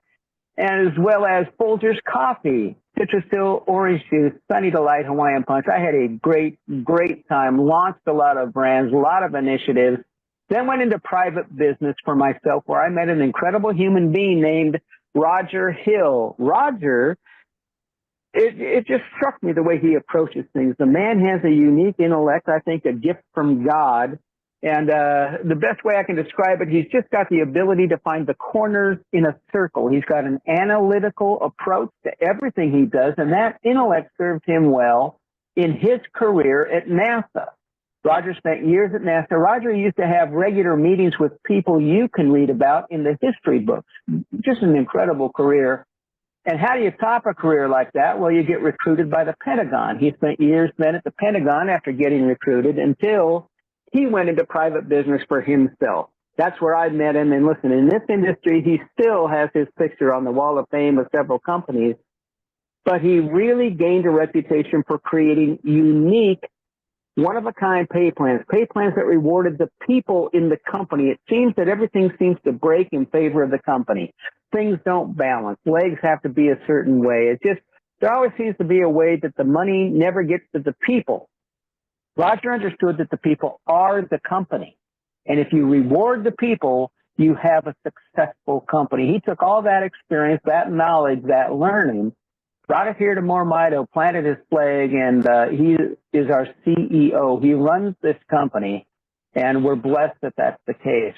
And he chose a brilliant partner, a brilliant research scientist named Dr. Bevan Elliott. Dr. Bevan has created a unique technology called XDS. It is the thing that allows our ingredients to not just get through the cell walls, but deeper through the walls of the mitochondria. It is the thing that makes our products one of a kind. Listen, this is not a Me Too company, and it's not Me Too products. You don't run out of the Ultramito line of products and go to Walmart and get anything like Ultramito. There's nothing like it. You only get them from this company, and people get them from you. That's why we're on this call. And to hear more about all of this, I'm going to turn the call over to our CEO, Roger Hill. Roger, are you there? Great to be with you, Dale. Great to hear your voice, my friend. You're coming through loud and clear. Take it away. All right. And great to be with all of you as well. You know, we look forward to doing our health and wellness calls every week on Saturday and again on Monday night. Give us a chance to talk about our technology. You'll get a chance to hear from some of our experts. We'll get a chance to hear from some of you as well. You know, each week we take on pertinent health topics. In recent weeks, we've talked about things like how to be mentally, physically, and emotionally well. Last week, we talked about allergies, asthma, fibrosis, and other conditions that make it difficult for you to breathe. This week, we're going to talk about how to look, think, feel, and move like you're 10 years younger, okay? But before we get into that, though, let me introduce you to us, particularly if you're new. By now, you may know that we are a nutraceutical company and that we're noted for making some profoundly effective products for people and their pets. And it's because of some very special technology that our scientist, Dr. Bevan Elliott, created. You know, he's actually pioneering a new way to make all of us healthier. And it's based on what I think is a really simple concept. What he wants to do is, first of all, increase the amount of energy that your cells can produce. How common sense is that? Doesn't everything take energy? If I go in your house right now and start turning down that current, wouldn't your lights start to dim at some point? Wouldn't your appliances start to malfunction and subsequently fail? Of course they would. Well, you know, that's the way it is when you go through life, because you start out with a lot of mitochondria. You tend to lose them to the extent that by the time you get to be 80 or 90, you may only have 5 or 10% left. Now, what goes with it as that's going? A loss of function, you know, from all those things you ran into that diminished your mitochondria, diseases you encountered along the way, lifestyle choices you might have made, medications you might have been prescribed.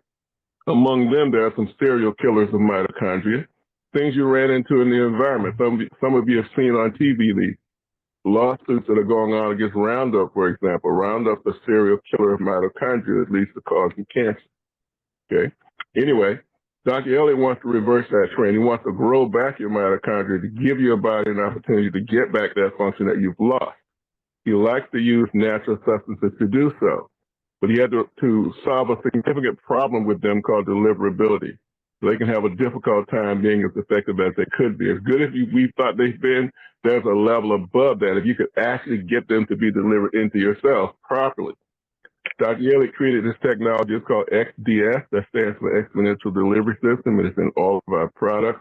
And it is the reason that things get into your cells and even deeper into your mitochondria and create all these amazing stories that you hear in every single one of our calls. He created a product line for us. It's called Ultramito, and Dale is going to tell you about that. Dale.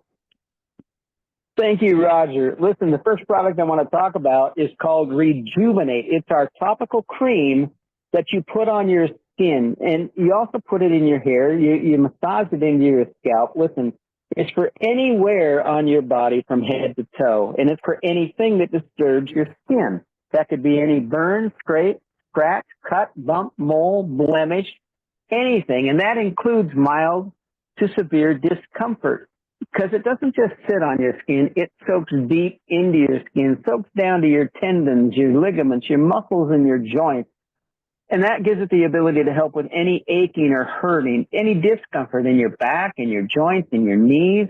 We've got testimonials about the impact it's had for some people on their cellulite, on their wrinkles, on moles. We've got stories of moles coming off under someone's fingernail, and they've had the mole since they were a kid.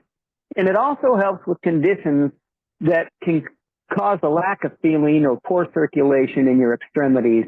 If you know anybody who's, an example, has tingling or hurting in their feet or their hands, listen, Rejuvenate is going to become the go-to product for everything I just described.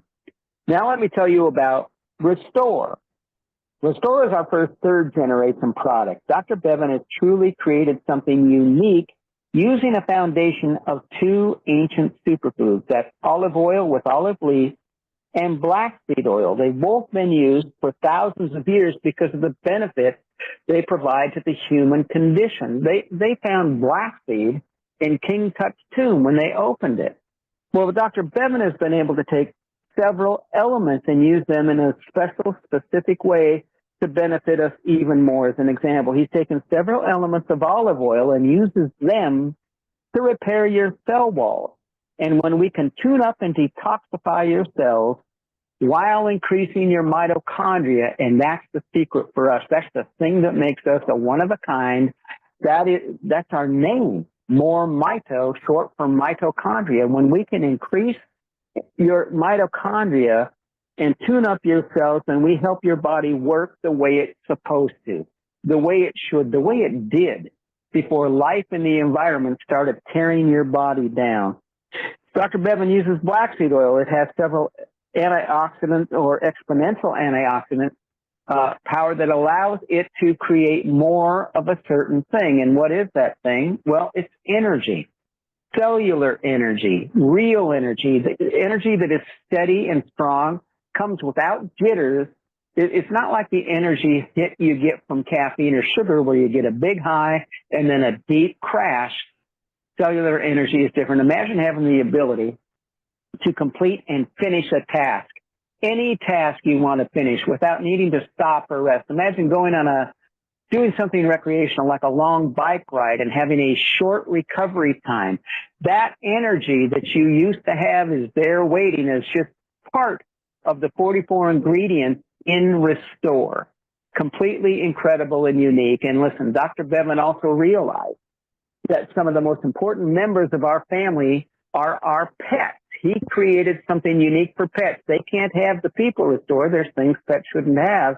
Dr. Bevan took the concept and created Ultramito Pet Restore version 2. Imagine your dog, if it can't do the stairs anymore, can't move like it used to. If you've got a cat that's shedding and hacking up hairballs, you can give your pet the ability to return to kitty stage and puppy stage, run, jump, go on walks.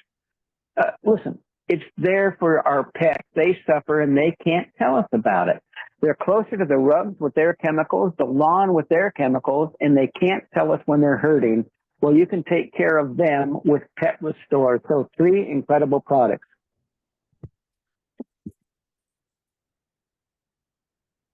Okay, great. Thank you so much, Sir Townsend, for that input.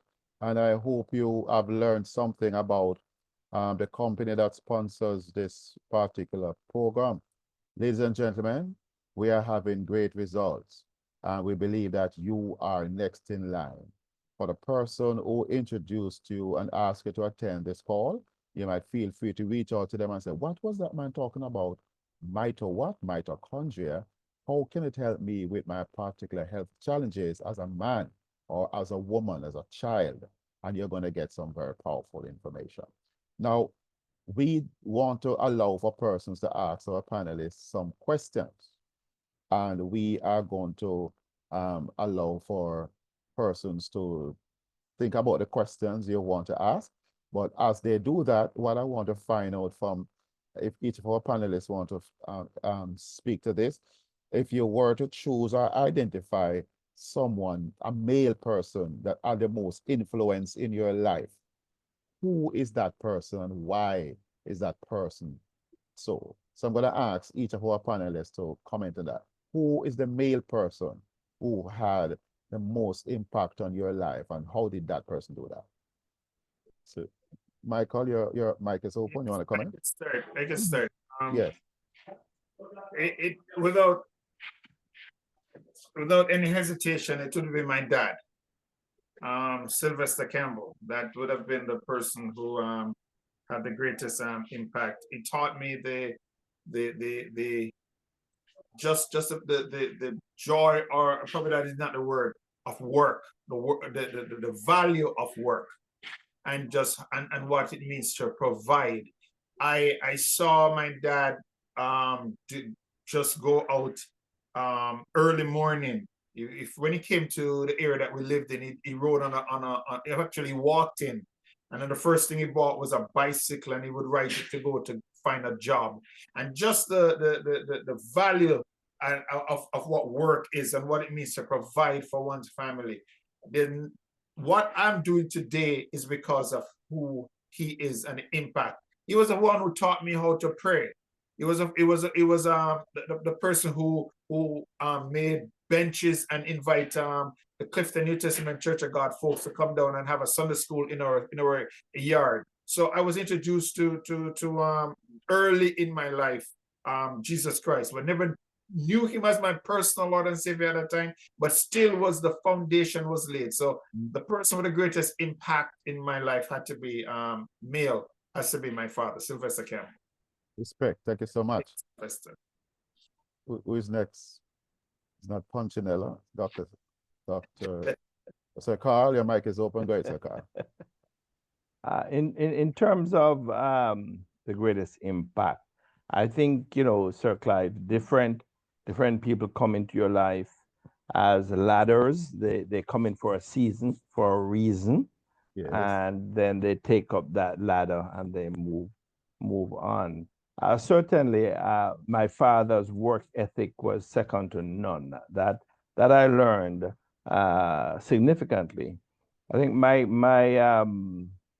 if I looked at a male figure that really impacted my life was when I went to banking school, and all of us, Sir Clive, we were assigned mentors. I said to you earlier what a mentor does. They pour their best into you as against a coach that looks at you to bring out your best and works along that.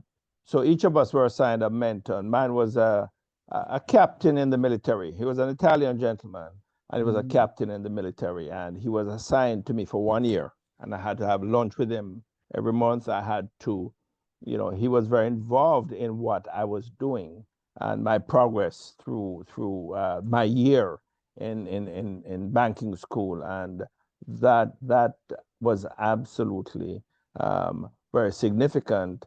And no, it's the apostle that's in my life, the apostle at the church that I go to, just a phenomenal gentleman. So Wow. we have come full circle in the financial and the spiritual world. So that's where the impact is now. So my purpose is very clear. Back to you, Sir Clive. Thank you so much. Thank you so much. So Simba, would you like to respond, please, and thanks? Yes, thank you. The male who had the greatest personal impact in my life, his name is Mr. Charles Walters. And, when I grew up in St. Kitts, where I'm from, my mom left him when I was 7 years of age. And she used to work for this gentleman. And he owned his own airline business. And he modeled stewardship, communal stewardship, because I was a fatherless child. And he stood in and made space for me. He took me under his wing. So he paid for my private schools. He was a man who was a part of the Rotary Club. He took me to some of the meetings. So I got a sense of what businessmen look like when they work together to achieve great personal and collective initiatives.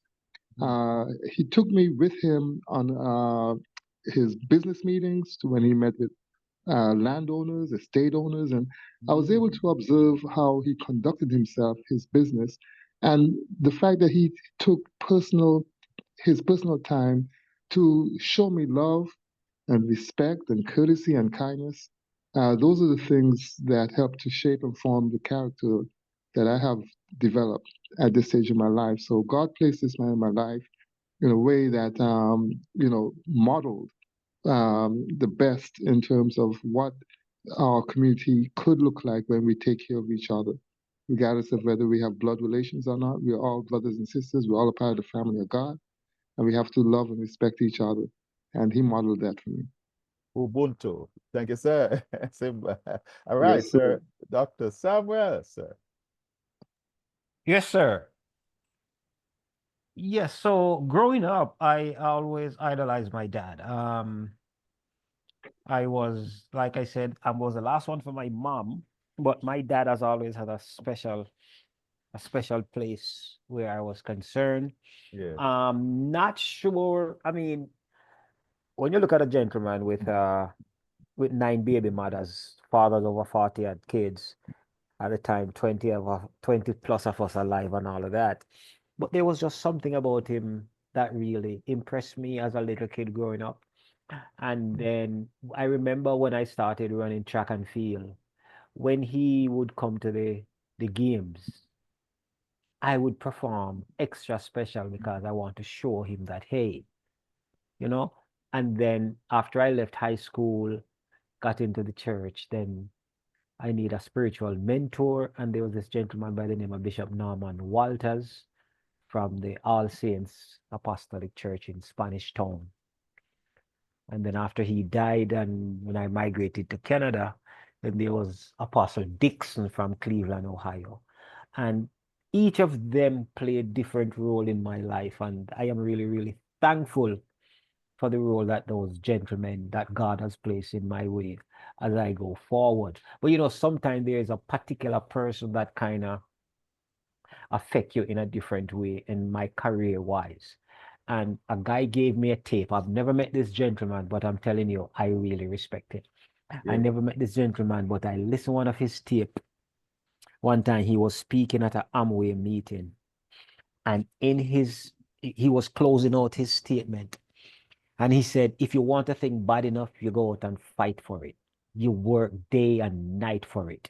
You give up your time, your peace, and your sleep for it. And if you gladly sweat for it and fret for it and lose all the terror of the opposition for it.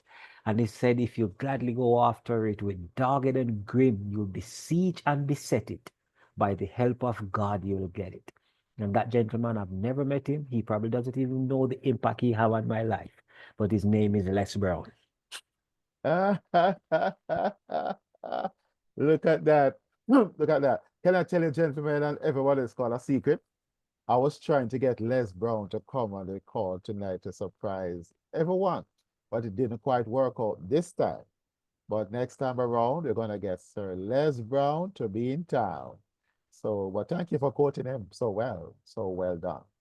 Now, as we ask the members of the audience to prepare their questions to ask, Lady Marva is going to conduct that. I saw this quotation of all places at a funeral home.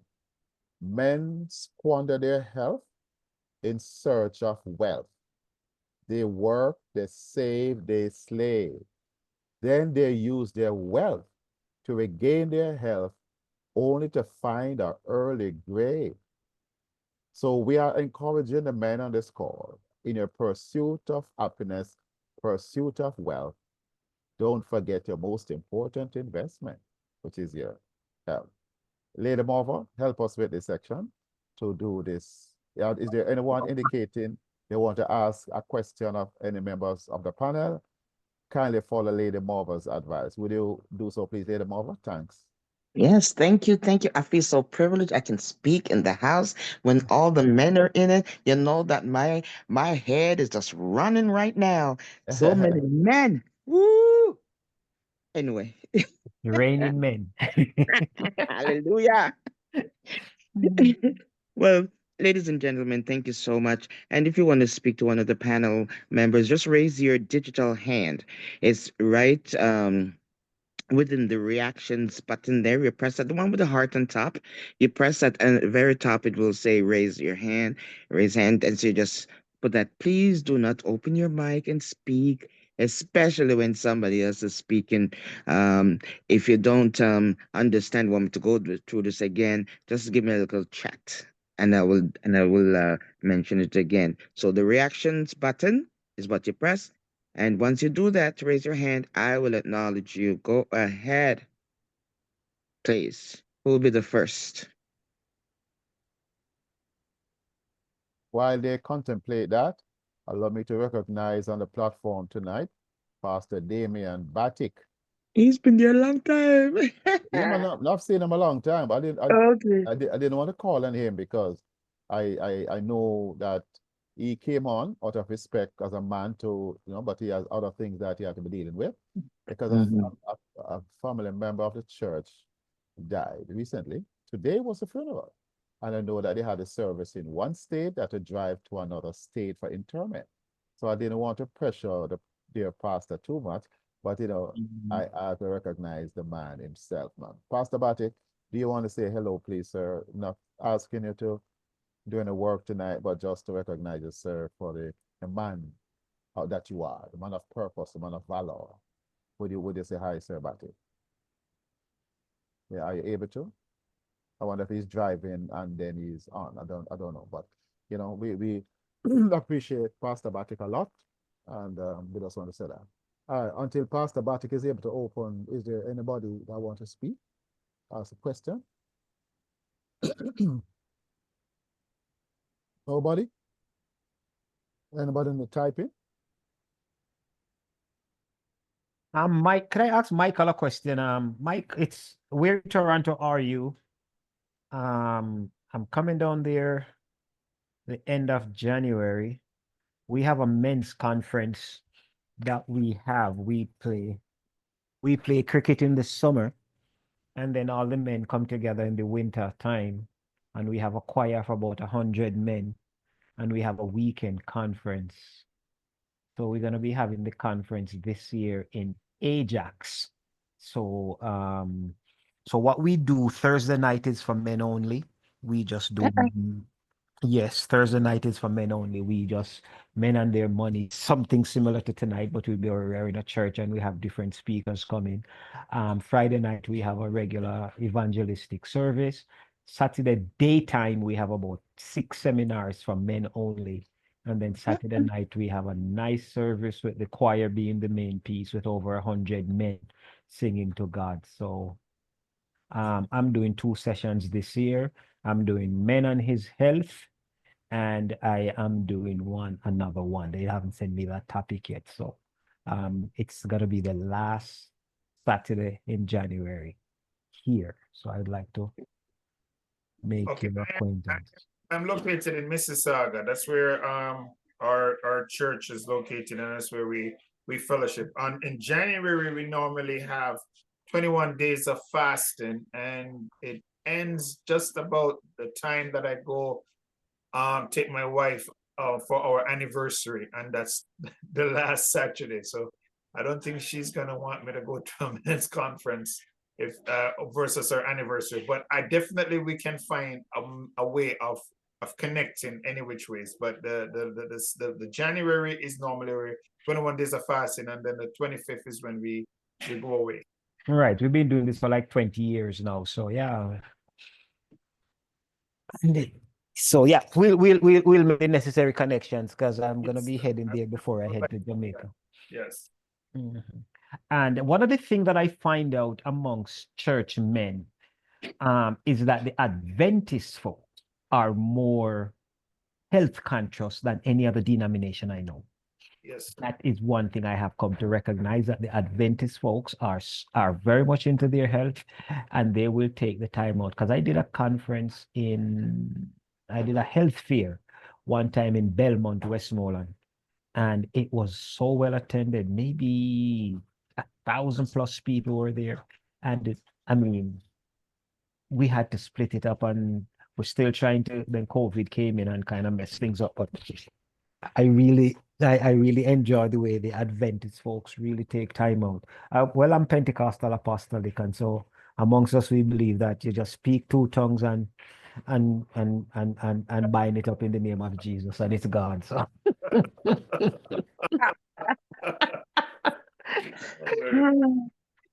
so it is so difficult to get us to come together and have a proper health conference. I don't know. Oh boy, that's another story. I wonder if Bishop Thomas is on here, he's probably gonna rebuke me. But he's not the typical apostolic preacher, so that's good. But we have to change some things. Yes, sir. Okay. I see everybody's shy. Nobody was shy writing in the chat earlier, but I don't see it. No one want to open their mic. The ladies are allowed to ask questions, right? Doctor? Sure, why not? Oh, yes. Dr. Okay. Campbell, I think you're muted. Yeah, I did it unmuted just now. Thank you. Yes, the ladies for sure. Yes. Any comment, any question? Because I know the men have shared from their hearts, and you might have heard something that you want to say, clarify, or you just want to say thank you for sharing that information. You may do that. At the same time, we would not want to have you to wait indefinitely and such alike, so we don't have a lot of time left on this. So let me Sure. give the instruction again then. Raise their digital hand by pressing the reactions button, and it will say raise hand, and you just click on that, and I'll see you. So Sherlock. for Dr. Thompson, do you have based on your knowledge of finances and so on, do you have a mentorship program set up, not just for young men, but for folks, like myself, who as we get into the realms of our finances, is there like a mentorship program that you have set up that can kind of guide us? Because sometimes you get so busy in the hospital, you're doing hospital work, you're doing this, you're doing that, the money comes in, the money goes out, and by the time you go to do your income tax at the end of the year, you realize, oh, I made this much money, where did it go? Absolutely. Yes, absolutely. And it's what I certainly understand the wellness thrust of the platform today that Sir Campbell has Clive Campbell has put up. Absolutely. And he can I'm more than happy to help in any way I can, to do that. And I can, provide my number to Dr. Campbell has my number, and in keeping with protocols, he can guide that, or whoever is administering this. But absolutely, I'm willing to help anybody, anytime, anywhere, and customize, because everybody has a different situation. So I do have that flexibility rather than we use a cookie cutter. And people don't believe me when I say you can reach out to me. Some do, and I do respond, and those who know me have benefited from that. So absolutely, wherever we can. I think somebody on a platform said if one person thinks differently or does something differently, then I know, Sir Clive, you agree with me that the world has changed as a result of that. Beautifully said. Now, Marva, your hand is up. I want to ask a question, but also Sherlock. So go ahead, Marva, and then Sherlock afterwards. Thanks. Okay. I just want to say regarding finances and women being really good at it. I believe that I'm really good at finances because there's certain things that I do religiously that I don't back down from. For instance, I never go shopping hungry, like grocery shopping. I have a good meal before I go out. I'm hydrated. I'm wearing comfortable footwear, and nothing goes in my cart that is not on sale, because I checked the digital flyers and I already circled what I'm gonna have. Nothing goes in there. I have no appetite for food that is not on sale, and I checked the expiring date and all that stuff. So that's it. That's it. All Okay, right. thank you. Thank you for the comment. Would they bring up Sherlock now, please, and thanks? Yes. And Sherlock's a bad boy. No hands. Go ahead, please, Sherlock.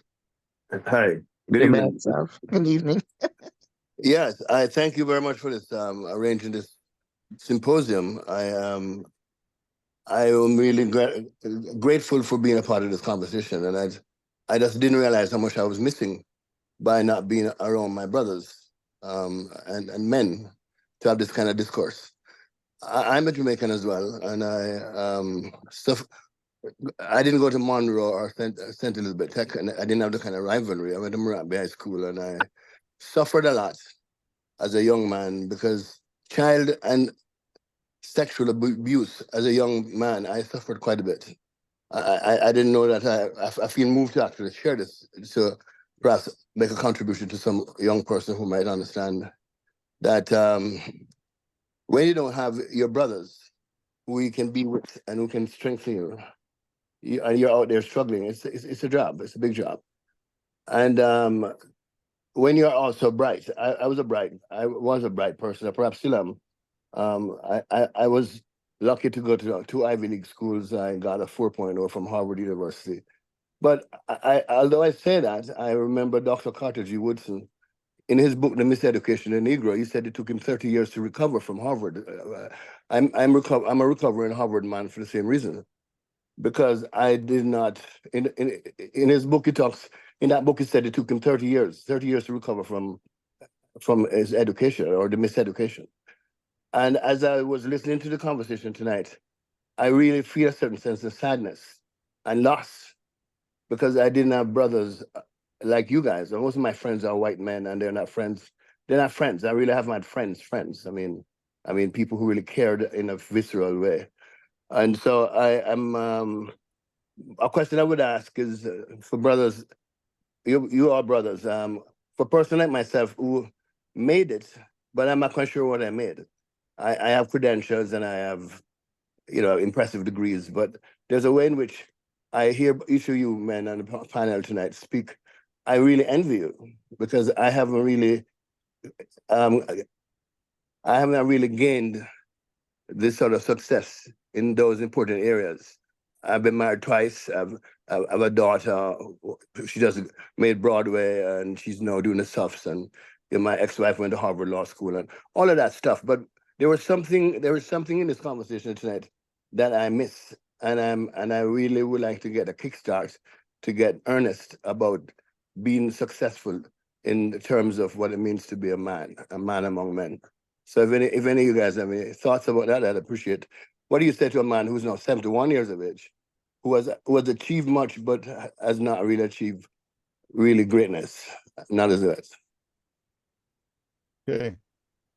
Who would like to give a response to Sir Sherlock in that way? Well, I could say to him that it was at the age, how old was I? I was up there in my late 40s when I went back to medical school. And one of the top students at the school was 67 years old. I just have somebody just got their doctorate 2 weeks ago, and they are 67 years old. So age is, I'm not just gonna say age is just a number, because it's not, because understanding the aging process, we know that things happen and life does happen. But the one thing I heard a preacher said a few years ago, which I'd like to relate to him, two things. Number one is that the finger of God will not point you where the hand of God cannot lead you. So that is something that, and the other thing is that I want to say is that you cannot go into tomorrow reaching back for yesterday. See, yesterday is history.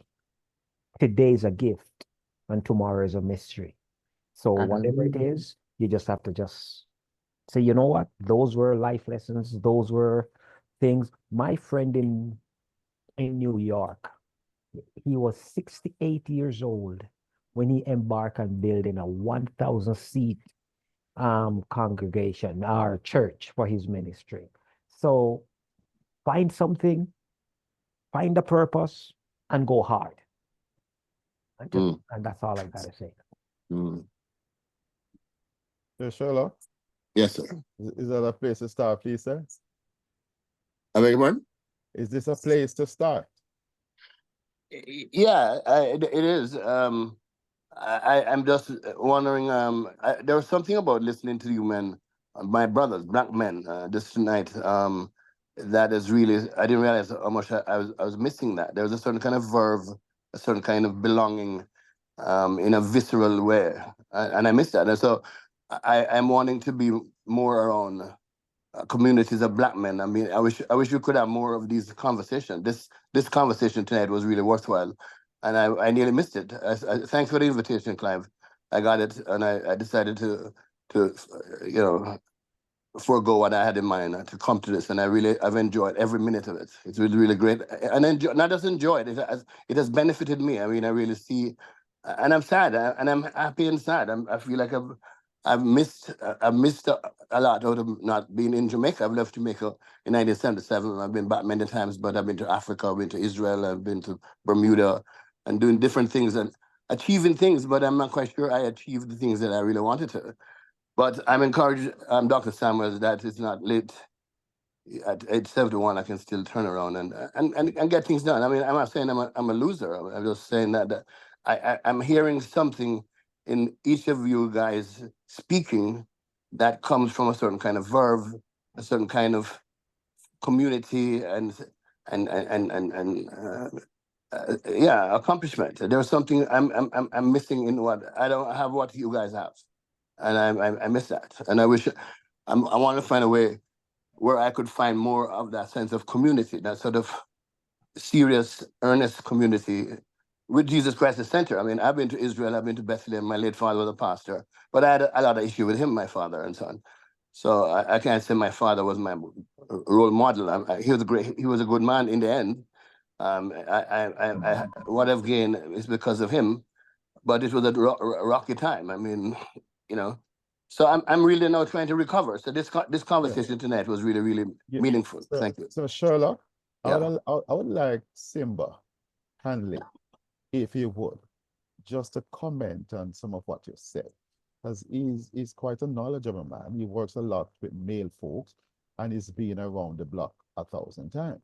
Is there anything from your wealth of knowledge that you'd like to drop in the spirit of Mr. Sherlock Haynes, Sir Simba? Are you able to? Yeah.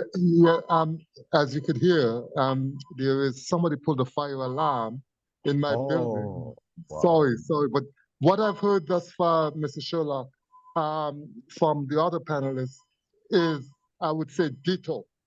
It's your time is just beginning, brother. You're on the right. You're on your rising action. So please, steadfastness. Okay. All right. Sir Carl, I know our time is limited here. Do you want to say something? I know you may have to go. Well, thank you, Sir Clive. It's just been a great time to be on the platform. You know you have a special place in the heart of our family, particularly my son and how he looks up to you. And you have been extremely kind in sharing your knowledge and creating these kinds of platforms. And you know I'm always supporting. I've learned a lot tonight. I will have more conversations accordingly. The esteemed gentleman who spoke before, I can sense his desire to be part of a community, and I'm hopeful that he can be and will be, because likewise we would certainly have a lot to learn from him in some way, shape, or form. So just a great time all around, and you know, Sir Clive, I'm willing to help in any way I can, especially in the financial arena. And anybody who wants to reach me, you know, can do that through you or the protocols. But you know, I responded to some, but obviously it's through you. So great time, great investment, and thank you very much. Thank you, sir. This presentation, this panel discussion, this symposium could not have been the same without your input. Life has taught you a lot of lessons, and you stopped by to drop us some of those beautiful gems. And our minds have been stretched, and it will never be the same again, sir, because of your input. So blessings. All the best of the season. And then you have to go. Now, ladies and gentlemen, man of purpose, you had raised your hand earlier. Do you still want to ask a question, make a comment? You can do so now if you still like to. If not, we will move on. But I know you had your hand up for a period of time. So if you'd like to say, make an input, you could do so now, because we have to close in the next few minutes. Good evening, everyone. Yes.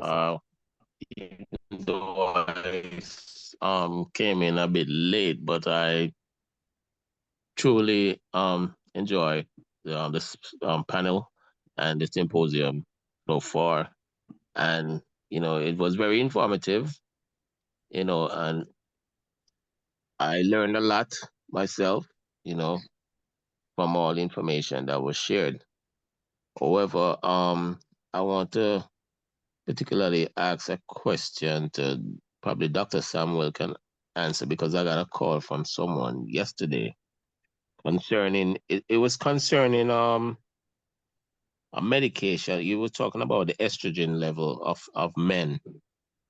And a gentleman called me yesterday and said that he had some chest pain on one of his breasts, and he went and did a blood test. But I did not know that he had some prostate issues and he was taking medication for prostate. However, he said he went there and he was having the pain. But when he went to the doctor and he did blood tests and everything, the doctor reported to him that it was a medication that was causing pain in the breast. He didn't tell me which medication it was. But I don't know if Dr. Samuel might know that some of these medication that their doctors are giving for prostate issues are causing persons to have breast issues, basically, you know. And also there's another situation that I've heard that the medication that they're giving for to help to slow down the prostate from spreading has caused gentlemen also to gain it seems as if it put more estrogen in their body and they're becoming female than male. You know, so I don't know if Dr. Samuels can shed a little light on that. But I thank you for this panel, and I hope we'll have soon enough another symposium like this to continue to share with the men and women. Okay. Yes, thank you for Thank your you. input, Sir Conrad. Dr. Samuel, do you care Yes, the to? two things you have to do when it comes to medication. Well, it doesn't matter what medication it is. First, you need to talk to your doctor. You need to get from him or her the side effects and all of that stuff. And then you also need to confirm what the doctor say when you go to your pharmacist. Yes, because what has happened is that as you know, when you take one medication, the doctor might tell you, try this one for a month or two, and if it doesn't work, we'll switch it to something else. So what might work for me may not work for you. The side effects that I may experience, you may not experience them. And so, like you said about the when we're dealing with the prostate deals with testosterone and androgen and all of that kind of stuff. And sometimes in order to work on it, we have to give you a medication that's an antagonist. And so what is the opposite of testosterone? Estrogen. So sometimes they do increase your estrogen level. And so one of the side effects of that is going to be erectile dysfunction and those kind of stuff. Those hormone drugs can be an issue. So you've got to make sure that when the doctor is giving you the medication, he or she explain the side effects to you, and then you can ask, is there anything else that I can take? Sometimes based on your finances, they're going to give you the cheapest drug, which is usually the ones that have the worst side effects. Oh, okay, thank you for that response. Thank you so much. Okay, we'll try and see if there is at least one more person who would like Yes, to. Merrick. Yeah. Okay. Merrick had his hand up. I don't know if he still wants to speak. Did you say Eric or Derek? Merrick. Oh, Merrick. Okay. Merrick Campbell. Yes. Hi, Go good ahead, please. evening. Good evening, sir. Yeah, man. Bless up Dr. Campbell. Mhm. Lady Marva, of course. Yes, sir. The gentleman panelist, Uncle Mikey, Dr. Samuel, Sir Carl, and Simba, Sir Bishop. Bless you guys. Yeah, just like how you might say it takes a village to raise a child. I guess you could say like it takes a brotherhood to say build a man, right? So is there any encouragement any one of you would have to a man who might feel like he is all in this alone and he's afraid to even express his concerns with somebody else who could actually help him, but he's afraid to do that? Is there any encouragement you'd have for such a guy? How old are you? Well, not necessarily just for me alone still, Yeah, but I know that. yeah, I'm 30, I'm I'm just 34. gonna use you as okay, 34 Yeah, years. 34, yes. So you're at that age where a lot of times it's that macho thing, not for you, not like I said, but at age where the macho man thing and all of that, Yes, and yes. and everything. And so sometimes when we're dealing with issues, we don't want nobody to know that we have issues and so on. But you also got to remember that at 34, you're not the only male at 34 at this time, whoever that person is. Whatever age you're at, add plus or minus 5 years, and whatever, maybe even health issues or financial issues or mental issues or whatever issue you are dealing with, you got to know within yourself that you're not the only one that is dealing with it. There are others who are going through whatever it is that you're going through. And so you may know Dr. Campbell face to face, but you may not feel comfortable talking to him about your issues because, you know, he's a person that you're familiar with. So then, but you can get Dr. Campbell to say, Doc, I need to talk to, can I get Dr. Samuel's number? Can I get Dr. Thompson's number? Can I get this number for this person? Can I get Michael's number so that I can reach out to him? I just want to talk to him about something. Because Yeah. when we started our men's conference up here, even though we were going to churches, we had about 30 different churches that were a part of it.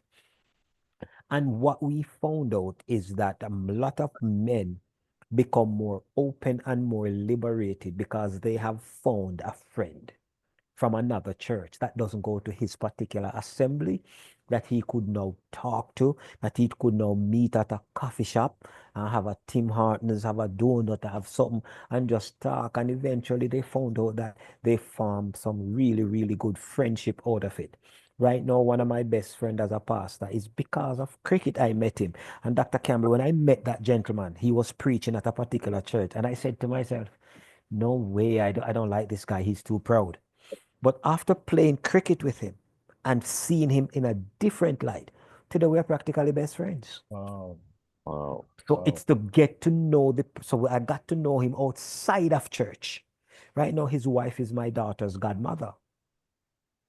And if he's doing anything at his church, he will call me to come do a session, do a this, do that, because he know we can know. That is the kind of stuff. So these forums like these, let us cherish the relationships that are going to be brought out of this and not abuse each other, but treat each other with respect as we build. I met Dr. Campbell from hearing him on the radio, and I was able to talk to him about stuff that I would never ever talk to my doctor who was teaching me medicine at the time about. And him and I developed a great friendship over the years. And he has come to respect me and vice versa. And so these are how things work. I mean, he's from Kingston, and the other day we had a heart-to-heart talk the other day, and we recognized that our journey is practically the same. Yeah. Those who are from Jamaica will understand that back in the 80s and 90s, in order to get to high school, you have to pass common entrance exam or technical entrance. And him and I both realized that we were not that privileged. I got to high school because I could run. And so I ran at the all-age championship, and the coach from State saw me, and in Jamaica, they said they buy me. I don't know how much he paid for me. I don't know how much he paid for me, but I Yes. thank God for that 4-year education, walk out of there with 7 GCE, CXC subjects, and so on and so forth. And I am still wondering how I did not pass common entrance. But when Yeah. I got to state, I was coming in the top 3 in my class with Wow. children who passed common entrance. Still is not making sense to me until this day. So I'm saying this to say that these programs here, they are not coincidence. They are not by chance. They are divinely designed. So let's take advantage of them. So hopefully I was able to answer you. I don't know what Sir Michael want to say about that. Thank you, Uh, Dr. Sons. Thank you. Yeah, man. Bless you. I know Michael is multitasking because the dominant games. Yes, Oh, Well, and I'm still, right yeah, here. can talk. Okay, Michael, good. I just say hi, Merrick. Nice to hear you. I haven't heard from you for a long time. I think it's intentionality. People don't care how much you know until they know how much you care. Amen. And you have to. One of the things I've realized in our church with leading the men's ministry is genuineness, just being genuine. Like the brother who shared earlier tonight, just how open he was and how vulnerable he was, and made himself. That just showed me that he's willing to let somebody in. And sometimes that's really where it's going to be at. And it's not specifically to anyone here, but just in a general setting. you have to be willing to trade something to get something. And sometimes it's a little bit of vulnerability so that somebody else can open up. And I think Dr. Samuel said it. You don't know a person sometimes until they step out of the environment that they were traditionally in. Example, a preacher. You start seeing him when he's playing soccer or playing cricket, and he's a different person. It's just that he's in an environment where he can so-called let his hair down and be vulnerable. And that is what sometimes it's going to take for us to reach the other person, is just to be a little bit vulnerable and see if the other person will meet you there. And men's ministry in most churches does not exist. Yes. It doesn't exist. And that's something that is preventing a lot of men from gravitating towards even churches, because they don't see themselves there. And so it's a matter of stepping outside sometimes and just trying to find a mentor. And like in case of Merrick, your dad is one of the greatest mentor you could ever find, and a brother that I truly love and respect. And so from that angle, you can share that with somebody else who's reaching and trying to find someone to reach to. It's just a listen, man. You got to be a little bit vulnerable so that somebody else can come in. Oh, profound. Now, Lady Marva, I'm not sure there's anybody else indicating to speak, but we have to do the wrap. Yes. Can I do that? Yes, let's Okay. run. So just a final comment from each of the panelists. Just a minute, just a wrap. And so I can tell a short story about a lizard, and then we're out of here after Thanksgiving. Okay, so. I just want to say thank you very much for the opportunity to share tonight. I learned a lot, and Dr. Samuel, you taught me something. I'm not going to tell you what. You taught me something, and trust me, we'll see what happens, right? But you taught me something, man, and I really appreciate everyone here. I don't know most of the folks on here, but the brotherhood and the sisterhood, the camaraderie that we have is so good. You can just you come in and you feel very comfortable. So thank you very much. And I apologize, Clive, but I got to run also. But I really want to thank you all for this opportunity, and we'll do this again. God bless you. And Dr. Samuels, please, I'm going to talk to Clive. I need to find your contact, sir. God bless you. Bless you. All I will say on that is that I live near Caymanas Park, so here in St. Catherine, and some horses just win by a nose. The race is very close sometimes. But thank you so much, Michael, for shining in. Okay. So Simba, would you like to do your minute wrap, please? And for every orchestra, there must be a conductor. And Clive, so I just want to thank you, bro, for kind of putting all of the weaving all these constituent parts into a tapestry of beauty tonight. And so I thank you, and I thank all the brothers and sisters on this panel and on this chat, and for sharing the conversations we had. They say, like diamond sharpens diamond, so does one person's mind sharpen that of another. And that's been my experience tonight. So I thank you all. Wow. Beautiful. Let me say, I'm happy that Lady Marva thought about, say, hey, Simba, would love to have him on this panel. And I see why she values you so much. You come with so much wealth of knowledge, so much information. Your humility knows no bound. It's amazing. And we are all the better because of your presence and participation. So I thank you, sir. Thank you, sir. Bless you. Okay. Who is next? Is it Dr. Samba? I think so. So folks, we are here to impart. I learn, I teach. So sometimes as I'm giving information, stuff keep coming back. And we're looking forward to more of these. We're looking forward to not just having a virtual meeting, but we're looking forward to one of these days having a conference where we talk together, meet each other, Yes, somebody look at you and say, "Oh, that you look like," or "My God," and this. But it has been a really good panel tonight, and I really enjoyed it. And I'm actually looking forward to sharing some more and to also learn a lot as we go forward, because I mean, no man is an island and no man stands alone. So my knowledge then can be passed on to you, and your knowledge passed on to me. And so in that case, we all will be the better for it. And so I really, Dr. Campbell, your passion, your desire, your drive for the betterment of us all is really, really admirable.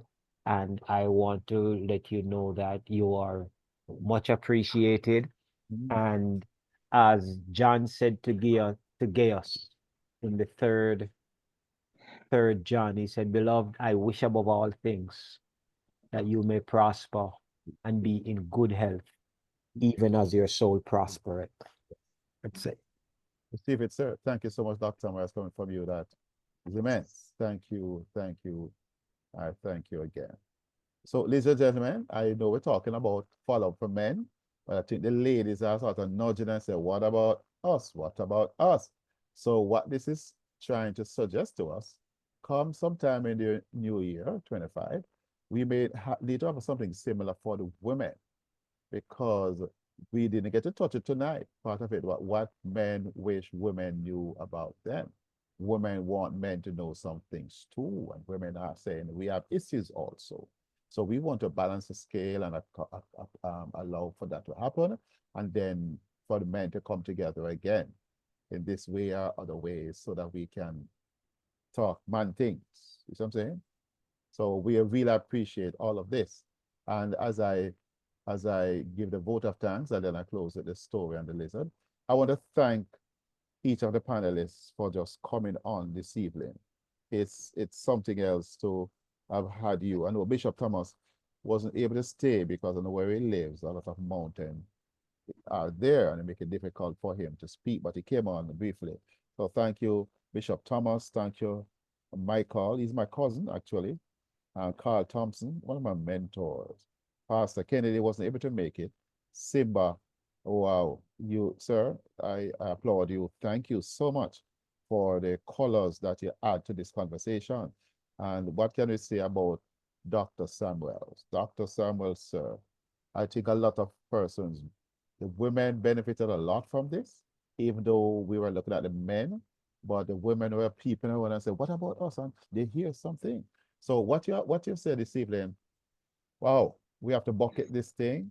I know people already requested the recordings, and we are going to look about that. But thank you, Doc, and thank you for your input. Our next meeting, is actually tomorrow evening, 5 o'clock Jamaica time.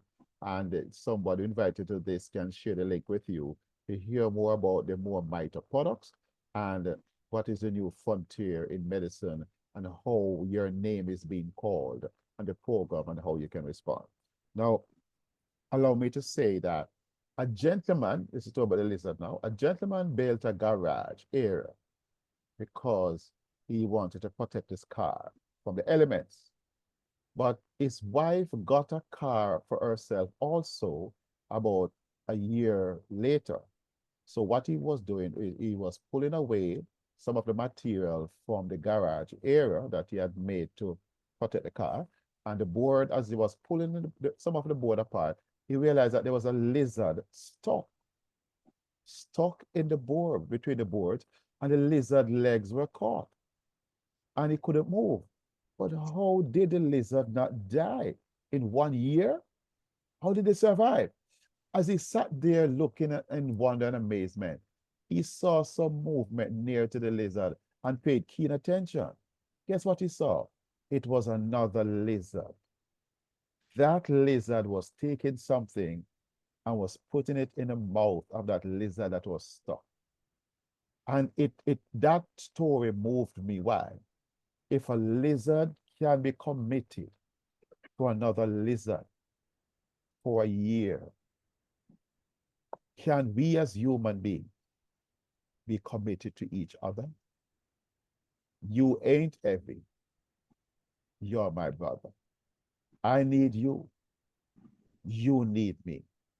It's the brotherhood. Iron sharpens iron. Diamond sharpens diamond. We have to stand up for each other and with each other so that we can be strong. And we have to find a way. Testosterone is on the decline by 30% in the last 30 years. And the testosterone levels of men in their 20s today is the testosterone levels of men in their 60s. 20 years ago, testosterone is under threat. Man a man, man need to man up. But where are the men? Endangered species. But we need to talk, have a conversation. Thank you for logging on tonight. You have made a difference. Your presence made a difference. We thank each of the women who invited their husband, their uncle, their sons, their neighbors, their co-workers. Thank you that you reached out and said they are having a men's symposium and you are invited and you sent out invitation. The ladies were asking for the invitation even before they were ready and were able to give it to you a couple of days in advance. So we thank every single person from every continent, every country, every nook and cranny, from baby to granny. Oh, Sir, I'm so sorry to interrupt you. Samuel had his hand up for a little while. I don't know if we can allow him to say something. okay, so Williams, are you able to speak? Samuel Williams? Samuel, Dr. Desmond, Samuel as well, Samuel Williams. Are you able to open his mic for him? Let's give him a I minute. can give him an I'll give you, invitation to unmute. yeah, Unmute. I'll give you a minute, Sir Williams, to say what you need to say. Can you get your mic open? Yeah. Not I don't know, see it open. maybe he doesn't want to anymore. Oh, Oh, there he it's is. It's open now. Sir Williams? Yes, we're in Mississauga that your church is. I want to connect with I want to connect with this group. And when will you be coming to with 100 men Choir. choir? I need to go. No. Okay, so that is Dr. Samuel's part of the choir. In Mississauga, you have a church in Mississauga, right? So Michael is in Mississauga. Dr. Samuel, would like to comment on that? Okay, so no. Michael Church is in Mississauga. I'm not sure exactly in Mississauga. His church is. But my thing that we're doing is going to be in Ajax and Etobicoke. So one night we're gonna be in Etobicoke at Racine. I will give the information to Dr. Campbell. I don't know if you're a part of this group. I will make an announcement in the next couple of weeks with the flyer and all of that. For whoever Okay. in the area and wants to come. Yeah. Thanks, Dr. Samuel. So Williams, who invited you to the platform tonight, please, and thanks, sir. Well, my wife, I came in and I heard my wife on this panel, and so she handed it over to me, and I said I'd like to be a part of this because yes, this is very, very interesting. Yeah. Look at that. Well, your What's wife your is wife's name? Rosianna Williams. Wow. Thank you. Had to be a rose in that. Yeah? You have nice yellow rose. Yeah. All right. What connection, Marva? Yes. How could you make some link and establish some link with Sir Williams and I dropped my number in the chat. My number is in the chat. Kind of look for the number, Sir Williams. Thank you so much for your contribution. Marva Lindsay. Marva Lindsay? Yes. Look in the chat and you know where to look? Yes, I will look on Marva Lindsay. Okay. Yes. Allow me, Dr. Campbell, please. Yes. Thank you. You're welcome, sir. Thank you for shining in. Dr. Campbell, I gotta let everybody know this because you like to travel under the radar. But your family knows, the people around me knows how I feel about you. I love you very much because you are a strong man. You love your family, you love what you do, and you're compassionate about everything that you put your hand to. When I brought this idea to you and I said, I want to not be in it, I want to back out, and I'm asking you, please be the one to steer the call, because I know that it would be a powerful call if you do it, because I want the men to be the men in all of this, because it is important, or for me as a woman, it's important that I stand behind this man. Women, don't kill me, but I would like to stand behind a man, my man, and put my head on his back, because I want to be carried in the right direction and to trust a man. I'm not looking where I'm going, because I'm trusting that he is following God, and I see from every move he makes. So I'm so happy that you brought this through. You invited the right people. I invited Simba, because I know the powerful man that he is. We Indeed. went to school together. And I thank you so much, sir, that you brought this out. And definitely, we're going to do the ladies, but guess what? We're going to do this men thing again and again and Yeah. again. Powerful, sir. Thank you very much. And thank you for being Yeah. the leader that you are. Profound. You have found your calling, you have found your purpose. And can I give this quotation? Yes. We were not sent here to make a living. Mm. We were sent here to make a difference. Amen. Ask yourself, what difference am I making for humanity? You've got to touch people's lives. For God so loved the world. That's it. And loving people is loving the Lord. So we have to do that. So thank you all for the role that you play. And we have a mission. David said, is there not a cause? A lot of things are happening around us, even to have artificial intelligence. But we thank God there is GI for God's intelligence in our hearts. And bless you all for the role that you play in making this happen one way or the other. It's a beautiful night. And I'm glad the Yeah. recording is made so we can go over it again and we can learn from it. Boy, I tell you, all the panelists, you were on point. You made some suggestions. We're sorry we went a little long, but it's difficult to deal with things like these and to just rush it all. So thank you for understanding and forgiving. And 61 of us is still on the call, even I don't want to say after how much time because it's too long. But thank you so much. Somebody saying very good meeting. I got the link shared and catch part of the presentation. Thank you. The white or something like that. Well, thank you, thank you, thank you, thank you. Anything more I need to say that I'm leaving out? Or you always catch me up on Yes. this thing? We want Yes, to thank Mondo Townsend for his technical support. yes, Made this possible in his busy season to come and support us. yes, Thank you, yes. Mondo. Wow, what a night. What a night. All good things will come, just come to an end. But I believe, I personally have been made better by the gathering of the eagles. Just these beautiful minds touching each other's life. What better place could we have found than to be here tonight? So we're going to close. We're going to close in prayer. Dr. Samuels, am I able to call on you to close off this session in prayer, please? Thank you, please, sir. Sure. Heavenly Father, we thank you, we love you, we appreciate you, we bow down before you. Only you could do the things you do and still be God. Father, in the name of Jesus, as we bow before you tonight, we thank you for the knowledge that has been imparted. We thank you for the gathering of your people. You know this was going to happen from even before the foundation of the earth.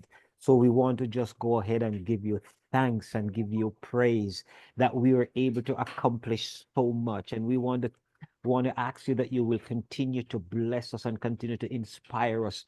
Heavenly Father, those who are on the line who may be experiencing depression, we come against that spirit in the name of Jesus. Those who may be experiencing sicknesses, any kind of ailment in the bodies, God, heal as only you can, because your Yes. word declare that by your stripes we are healed. Remember those who desire more, who desire to be more like you, who also desire to fulfill their purpose in life. We pray, oh God, that you will lead, and when you lead, help them to follow. God, keep us at the apple of your eyes, hide us under the shadow of your wings, and when the enemy comes in, then like a flood, let your spirit lift up a standard. We pray, oh God, as we move into the new year, help us to forget the things that are behind and reach for the things that are ahead, and press towards the mark of the prize of the higher calling which is in you. Bless Dr. Campbell, bless this more mighty family that we have put together. Heavenly Father, help us as we go in 2025 that Yes. we will fulfill our God-given abilities. Bless us and make us a blessing in Jesus' name. Amen. Dr. Amen. Samuel, can you do me a favor, please, sir? Yes, sir. I feel led to pray for Pastor Batik and the Amen. Love Tabernacle Church in New York. Some family member of the church died, and that family is so loving. It affects them in such a way. Pastor Batik, I heard you preach today, sir, and you preach like a man on fire. Mm. You are just a Amen. man that is passionate. Would you pray, sir, for Pastor Batik and his wife, family, and the Love Tabernacle Church in New York? Just please, sir, just dedicate it to those four. I thank you. Father Jesus, keep us as the apple of thy eyes. Hide us under the shadow of your wings. Yes. O God, our Savior, our King, our Redeemer, you are the God of all comfort, the God of all peace. Let the peace that passeth all understanding dwell with Pastor Batik, his family, his wife, and with the church family. Jesus. God, you know everything. You know the beginning from the end, and you understand that they were going to be dealing with what they're dealing with today. But being the God of all comfort, I place them into your hands right now. Wrap your loving arms around them. Let them feel the healing virtue and let it flow. And oh God, as your word always declare, let it stay in their heart. Let them keep your word in their hearts that they will not sin against you. Let them keep your words in their heart in this time of grief, in this time of bereavement.